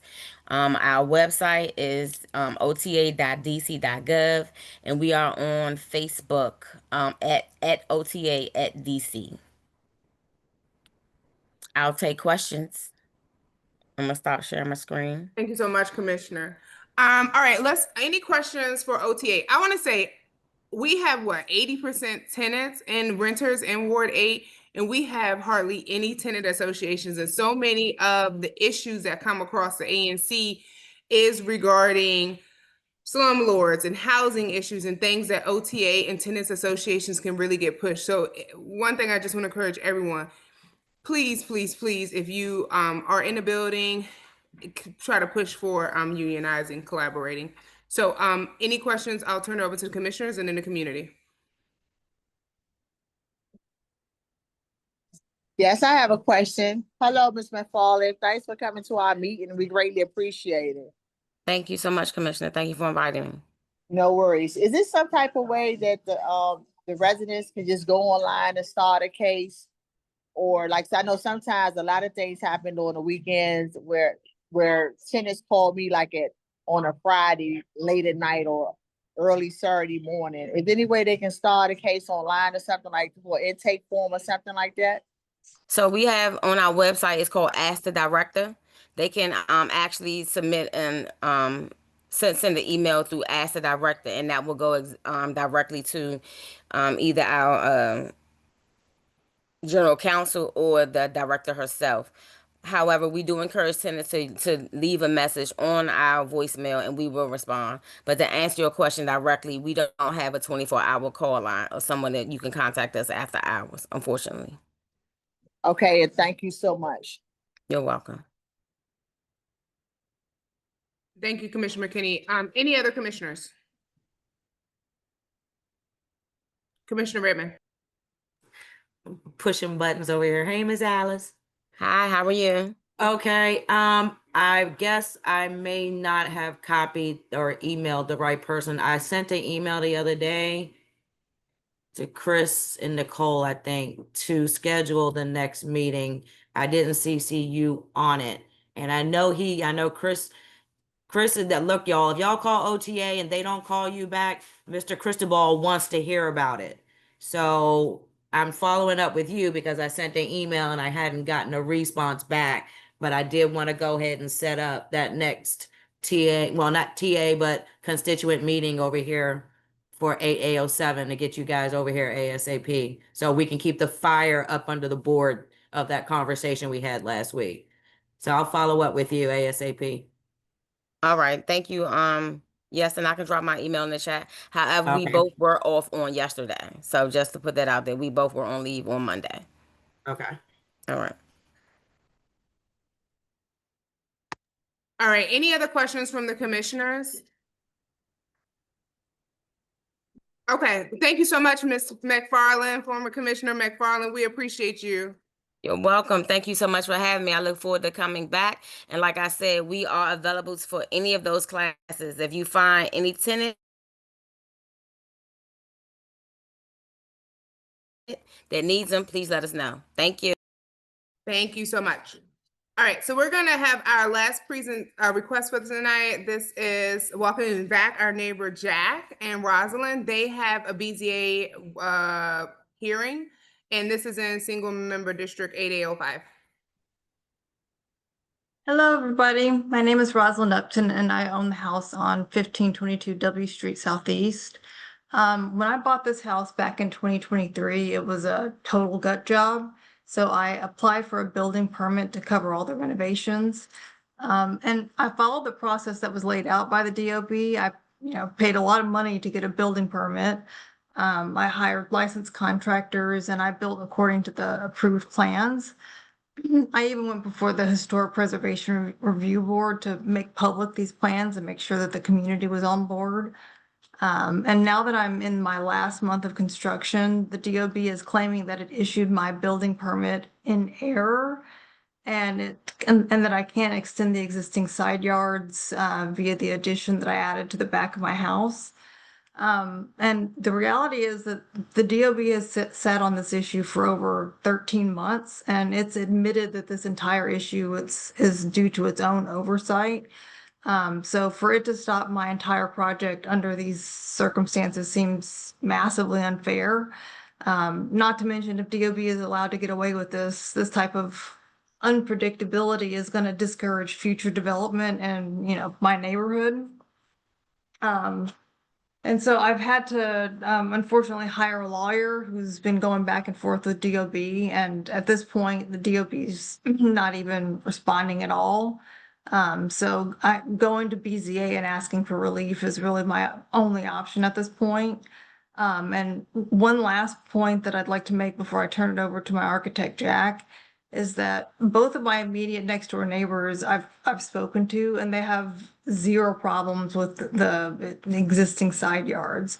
And I have letters of support to back that up. So any type of alleged quote unquote harm that DOB is worried about doesn't really exist here. So I really would like to move into my house. I love the Anacostia community.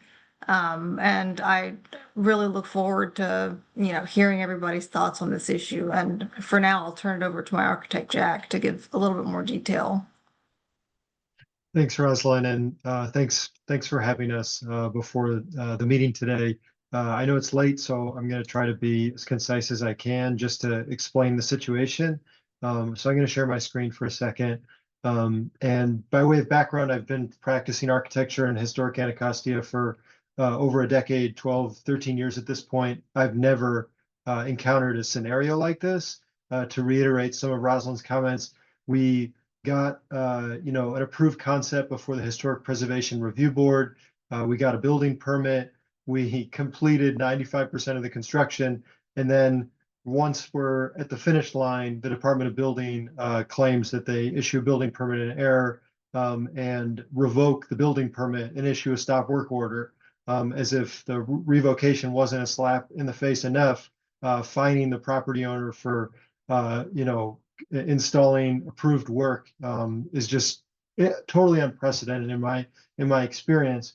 But just by way of a little context, the existing home is pictured in the lower right, in addition to the rear yard in the lower right as well, which shows that there used to be a one-story structure in the backyard that was kind of in disrepair, dilapidated state. And the scope of work involved basically replacing that existing one-story structure with a two-story structure in the back, but also extending the rearmost wall of that existing one-story structure a little bit further towards the alley at the north, an additional 4 feet. So what kicked off this Department of Building permit, an admission that they provided a building permit in error was a wall survey that needs to take place when you build an addition. This is that approved wall survey, or not approved, but stamped wall survey in red, you can see the footprint of the proposed addition that was, as Rosalind stated, built already. And highlighted in this sheet, just for diagrammatic purposes, is the existing one-story addition that was removed to make way for this work. And you can see there's a pretty minimal modification to that existing one-story footprint. We've extended it out another 4 feet. We have not modified what are called side yards in the process. We've preserved the side yards that are there, but those side yards are not consistent with the modern zoning code. And that's the crux of this issue, is that we rebuilt an existing non-conforming element on the property, and essentially preserved those existing non-conformities, but did not make them any worse. So like if this were a new house, it would need a 5-foot side yard on each side. None of the homes on this side of the street have 5-foot side yards. And the change that we're making to what was there is pretty minimal as far as additions go. We're still maintaining a massive yard in the back of the property. And this is the only aspect of the work that the zoning office has now deemed to be inconsistent with the code. But the larger issue here is that none of this was flagged by the Department of Building or the zoning office in the months-long permitting process. And now here we are with the work installed. The client, Rosalind, is almost ready to move in, and they're halting the process and claiming we need to basically obtain relief from BZA, which if necessary, we of course will do, but more urgently would be our plea for the ANC to exert, if possible, some pressure on the Department of Building to work with us to get to a more near-term solution, because you can imagine the kind of hardship that Rosalind is going through, needing to move in here and having to pay a mortgage on this property, and obviously pay for housing where she's currently living elsewhere in DC. So that's kind of our plea. But this is the existing one-story addition in the back, and as stated, it was replaced by something a little bit bigger, but nonetheless exactly what was permitted. And I'll end right now. And happy to clarify anything, because it's a relatively complicated scenario, and one that I have never experienced. I'm not sure if any of the commissioners have observed this happening ever before. Thank you so much. I see some comments in the chat from Commissioner Fuller. They shouldn't have to have larger side yard if the side yard already exists. Okay, so what you're asking for the ANC is just like a letter of support for DOB? Yeah, I mean, that would be great. And ultimately, if this does need to go before BZA, we would request the support of the ANC on that front. Okay. We're hoping that we don't need to go before BZA. So, if that can be avoided, your advocacy just to get to a resolution with DOB would be highly appreciated. Okay, all right. I think we have a question from Commissioner Redmond. That's the photo that was shown. You said that there's already something constructed there. There's no new photo? Oh, Rosalind, is there a photo you've taken recently of the rear yard? I can try to find one if I can, but I don't know if you have one in front of you. I don't have one in front of me, but I mean, if you can just envision, like, there was already an addition in the back. All we did was just add another addition, like a second-story addition. That's literally all we've done. I mean, I can show a rendering of what it was built to, the standard it was built to, if that's helpful. But no, I don't have an as-built picture. It's all the windows are installed and all the siding is done. Some of the interior work isn't finished, but I don't have a picture from that same perspective. But that wall survey that I opened the presentation with is a record of what was built in terms of the footprint.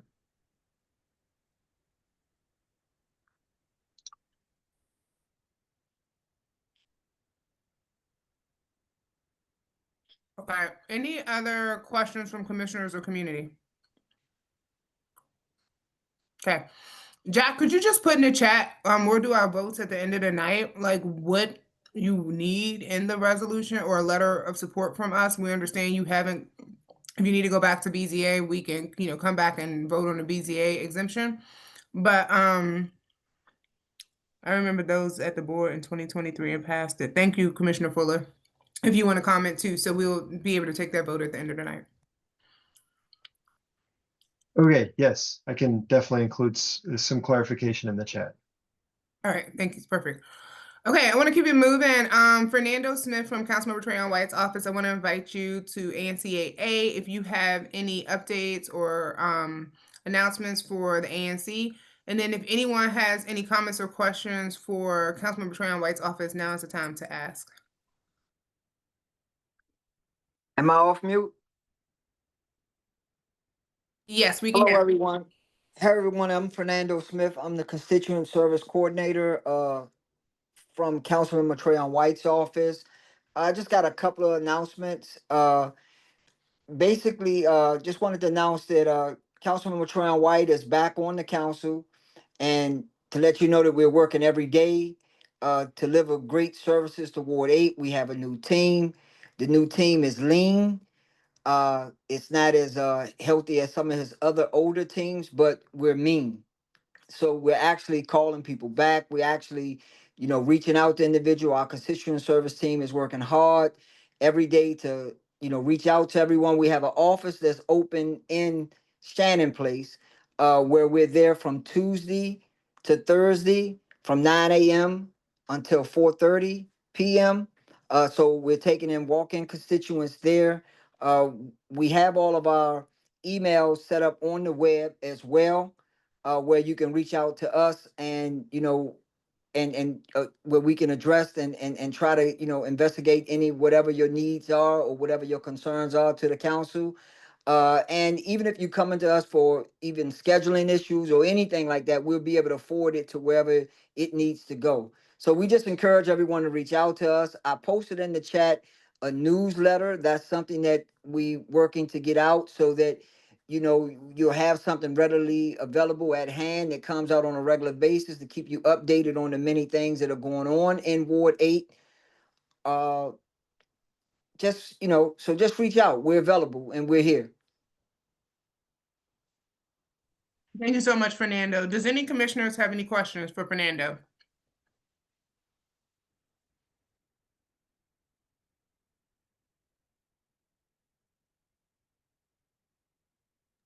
All right, any community members? Okay, so thank you, Fernando. Please, thank you for putting your contact information in the chat. And we have, for folks who do not, this is quite an interesting chat. Wow. For folks who do not receive the council members' newsletters, I encourage you. Okay, we actually have one from Christina Hansen. Mr. Smith, are there issues that have been elevated this evening that you can share with the, she's just asking if you can share with the council members some of the issues elevated this evening to look Yes, for our yes, I've been listening. I missed some of the meeting, so I wasn't able to catch everything. But I do circle back around with the ANCs to get an update as to anything that went on and what was discussed in the agenda. And there's a few issues that was raised that I do want to circle back and speak with the councilman about, and also speak with our constituents team on what would our intervention look like or what we can do to, lead to whatever resolution that's out there. But we still suggest that even in that, if you reach out to us, one of the things that I like about our team is that if we don't have the answer, we do follow back up and we do try to assist you or help you find the solution to what that solution may be based on what we have available. Thank you. I think one of the issues in the chat is starting to be like a spicy dialogue. Dialogue is healthy, right? Is around loitering. And so it seems like there may need to maybe worth having some community conversations. Yes. I saw that. That was one of the issues that I looked at. And again, like you saying, and it's back and forth, some of the things like you were speaking about is, we have to lean on some of our community members and our community-based organizations, some of the people, some of the other agencies that can step in that, you know, that we could reach out to that doesn't necessarily have to be the police. That was one of the issues that I like to bring back to the team that I thought was a very interesting conversation and definitely in need for further dialogue. Absolutely. All right, so Commissioner Redmond. I think I might have brought this up before, but who on your team do I need to reach out to come and get the election signage up that's still up in my SMD down, that didn't go up until election day, and it's still up and it's slowly but surely falling apart and getting dilapidated? I can't get National Park Service to come do their thing. So who on your team do I need to reach out to come and get this signage removed? I don't. I would have to look into as far as like who would actually remove the sign. But as far as reaching out to start that process on whatever that process may be, you can reach directly out to me. Yeah. Okay. So Fernando, I think that's an issue we just have to tell the council member because it's a campaign issue. His campaign signs are still up. That's what she's talking about. Okay. Okay. All right. And then Commissioner Donohue, your last comments for tonight. In regards to the Naylor Road and Minnesota Avenue, I know Commissioner Davis and I have been constantly working on this, and we've tried to get other agencies in to assist the drug addicts and in this corridor. It's very concerning to us because we've gotten multiple complaints from our constituents about people not being able to get to the stores because of all the drugs being sold out on Minnesota Avenue. What are your suggestions as far as additional resources that we can bring and actually, physically bring resources to this area rather than just sort of talking about it, I guess? So this is like exactly what this is a mayor issue. Like the mayor has not, in my opinion, not the opinion of the ANC, fulfilled the responsibility to the community. So I think we need to consider media pressure in elevating this to a different level because the mayor has committed over 2 years ago to an integrated public safety and health intervention for Murray Minnesota Avenue corridor. So looking at like Boone or even backing it up to Pennsylvania, but that's not in our ward, so we can't say go back that. All the way down to Anacostia Library, all the way down to Howard, and it hasn't happened. And the only way we can kind of address some of these issues is if we have the other agencies there. MPD has said this, we can't police ourselves out of this issue. We don't have the resources. We need the other agencies to do their job. And so I think like it's where we've elevated this. One of the things that you remember, Commissioner, when we talked to Councilmember White, we talked about moving the meth clinic again to a campus, which the mayor doesn't want to pay for. The business district has sent a letter saying we support the ANC's intervention in moving the clinic as well as this intervention plan. So I think we just all need to coordinate and take it to another level because we're not being listened to by the mayor. And I would also point out, Commissioner, thank you for that, Chair White. The other thing I would point out is Commissioner Davis and I have brought a lot of media attention to this corridor. I mean, we've even done walks and marched down the street and have done whatever we could. Unfortunately, also sadly, as you well know, we've had two invitations that the mayor was to come into our SMD that she canceled on us as well. That would have provided us an opportunity to actually have that discussion with her. So unfortunately, both of those instances where she was going to visit our SMDs, she canceled. But we again would welcome her to attend again. Yeah, no, I appreciate it. Like, no, we need a bigger media presence where it's like the businesses, the ANCs, the churches, like that's what you get the attention. Because I've done media, you've done media, all of us, have done media. I'm tired, y'all. That's why I'm real relaxed right now. And I've been fasting all day. And so just broke my fast. But thank you for that. And we need to talk at our next executive meeting about how we can organize better. Okay, so let's go into some votes for tonight. Thank you so much, Fernando. So one of the things I forgot to mention at the top of the agenda is, I mentioned it last meeting, we do need to approve our FY26 budget because we are in FY26 now. As everyone knows, budgets can be updated anytime. I'm going to go ahead and present the budget and then ask for a motion. Commissioner Foreman, can you let us know how much money we have in our account right now? Okay, let me pull that up again. Stuck it I know over here. you texted to me earlier. Okay. While Commissioner Foreman is getting that up, I just like to, always compare, previous kind of budgets. So we have a couple of, set budget categories from the OANC. Personnel, which includes consultants, communication, legal consultants. We're going to be voting on the admin tonight to help continue to get us coordinated. Direct office cost, that's our Comcast, cable, internet, and phone. Actually, we don't have cable no more. I canceled that. But internet and phone at the office. Communications, that's mainly our T-Mobile, because we do have more commissioners with kind of, some of you all have iPads and phones and stuff, a little bit more expensive than previous commissions. Office supplies and equipment, that's the next category. And then grants and events, local transportation, purchase services, bank charges, and other, like I said, the standard templates.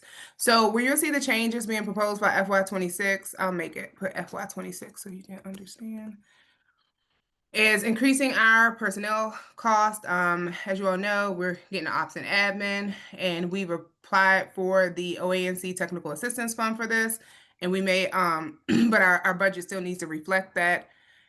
And so then for direct internet costs, because we canceled our cable and some other services that the ANC didn't need, it has come down. So we, reducing that because the cost has come down. Like I said, adding a little bit for communications, office supplies, equipment, and printing. The cost has come down because we no longer lease a printer like we were leasing. And we are looking to buy a printer.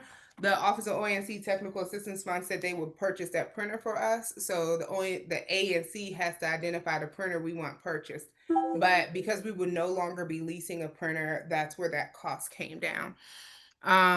Grants and events, same cost, 11,000. We didn't actually use all of it this year, but one of the purposes of ANC is to put money into community. And so want to make sure we are doing that. And then local transportation, put in some money because now ANCs, we can finally be reimbursed for when we have to transport ourselves to some of these official meetings. And so put in a little bit of money for that. Left bank charges and others the same. So we, as you all know, we never fully exhaust our budget, but it's good to have those numbers in there. So Commissioner Foreman, I want to get the amount we currently have from Unibank. Then we'll see if anyone has any questions before we go into a vote to approve our budget for the year that can be changed at any time. Commissioner Foreman. Okay, we have $29,876.65. Thank you. ANC AA runs on average anywhere from $19,000 to $30,000 at all times in the bank, because we never use our full allotment. And so, any questions from the community on the budget? The categories are preset by the Office of ANC. All right, seeing no questions. Commissioner Foreman, can I get a motion to move the FY26 budget? Okay. Motion to move the FY26 budget to vote. Thank you so much. So for the notes, Commissioner Moore, Commissioner Foreman has moved to approve ANCAA's FY26 budget. Can I get a second? I second. Can you say the name who seconded? Because I can't see y'all right now. Robin McKenna. Commissioner McKinney second. Any discussion? All right, all in favor say aye. Aye. Aye. Aye. Aye. Aye. Donohue? I'm gonna abstain. Okay, motion passes 5-0-1. All right. Next vote we have up is, let me see, Jack, did you put it in the chat? I have one quick question. Commissioner Foreman, did the invoice for the print for the cards get paid? We got the check, but somebody need to come pick it up. Can we just mail it to them? Yeah, we get a mailing address. Okay. All right. Thank you. Or they can come pick it up too. All right, we did approve to get a debit card. We haven't gotten it yet, but we can't pay for that with a debit card. There's only certain expenditures we can do. All right, so the next question is, I'm sorry, the next vote that we have is for my single member district, 8A05. I want to ask the commission to support a letter to Department of Buildings to approve the permitting process and allow the renovations at 1501 W Street to continue, to send a letter from the ANC. And then, of course, if they deny that and they have to do a Board of Zoning adjustments hearing, we can come back. But I would like somebody to move that motion that we are for ANC resolution to recommend the reinstatement of the building permit B2402775 at 1522 W Street. Can someone move that motion? I know that's a lot. I'll put it in the I chat. move that motion. Commissioner McKinney moves a motion that we send a letter to the Department of Buildings to reinstate the building permit B2402775 for 1522 W Street. Can I have a second? Second. Oh, sorry. Commissioner Redmond, did you second? No, I will, but that was somebody else, but I'll second it. That's fine. Okay, seconded by Commissioner Redmond. Any discussion? Okay, all in favor say aye. Aye. Aye. Aye. Freeman? Foreman? Why is your name keep Aye. changing? Okay, and Donohue. You want to abstain? Okay, Donohue abstains. Motion passes 501. All right, next motion we have is from Commissioner McKinney. So we got in a request to support UniFest.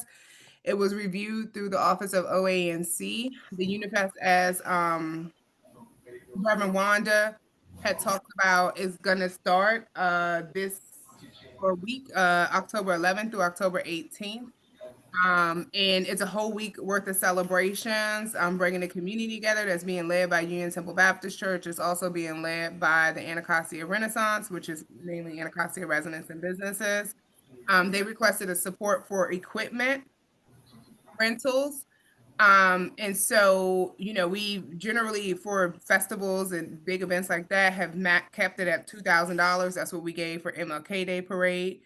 And so want to turn it over to Commissioner McKinney to move a motion on the UniFest grant application. The motion needs to be move it for the specific amount, Commissioner McKinney, for the I'd like to move the motion for the grant approval for the UniFest. In the amount of?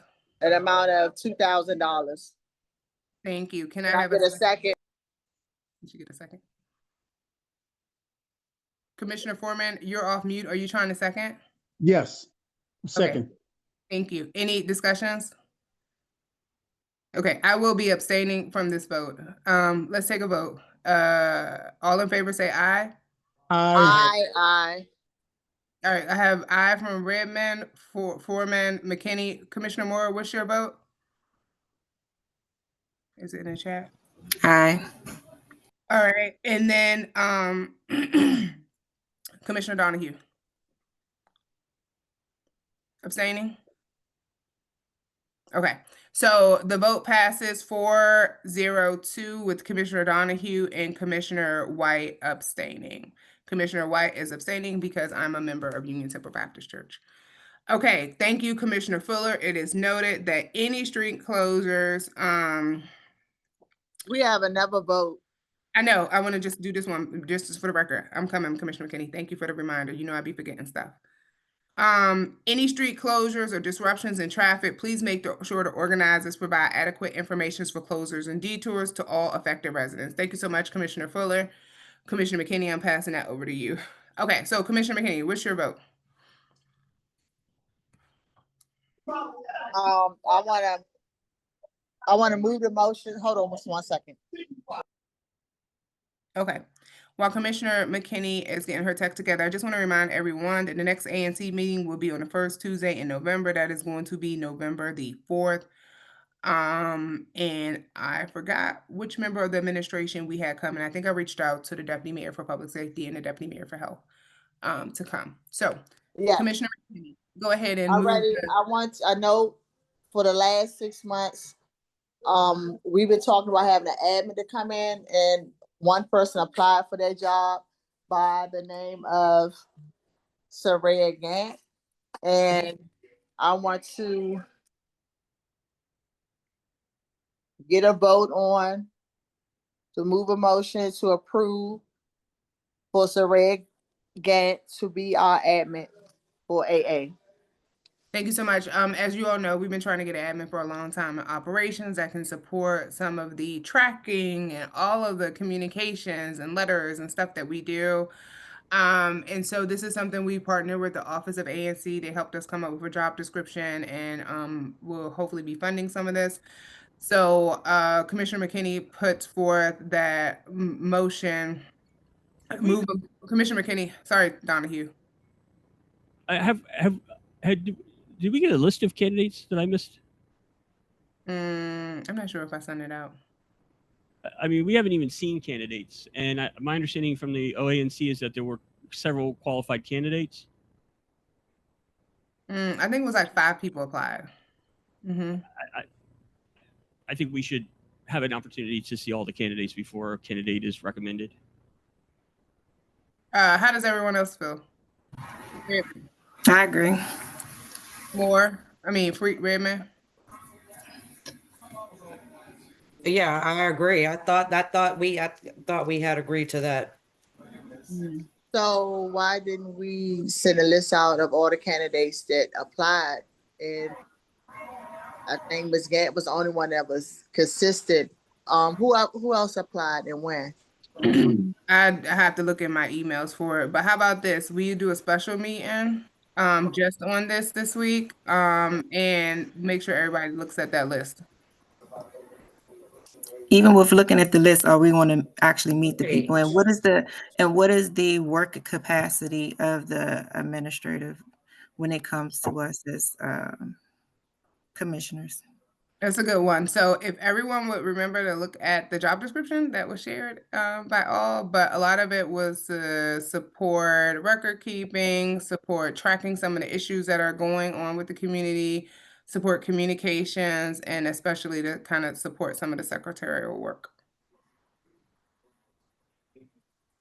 So I just had one question.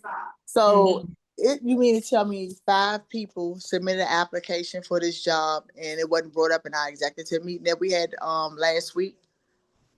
So I'm confused about that, why it wasn't brought up then. That 5 other people applied for the job, so we could have discussed it then and also seen the list. So what happened to the list and in their application? So we could have looked it over at the executive meeting. Was that brought up to do?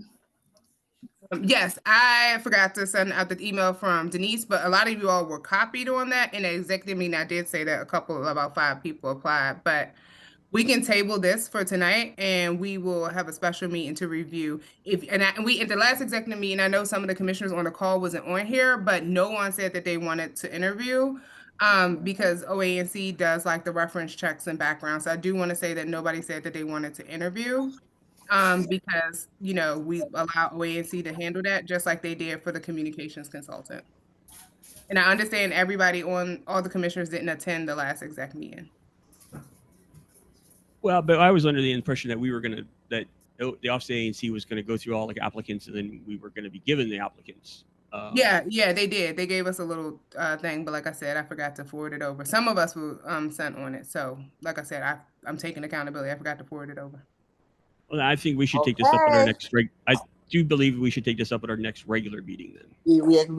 What you mean our next regular meeting? No, we gotta get caught up. So we can have a special meeting because the amount of admin stuff, we gotta get caught up on some stuff. So let's put together. I think it should be a regular meeting, but noted. All right. So I move to end the meeting tonight unless there's any other final announcements. The time is 9:18. Everybody cool? All Yes. right. Yep. Remember, November 4th, Tuesday is the next meeting of the full ANC. We probably will have a special meeting between there. Look for their announcement so you can attend. Yes. All right. Thank you, everyone. Good meeting, commissioners, and see you on the other side. Good night, everybody. Good night. All right. Any final comments, questions, chats? Thank you, everyone.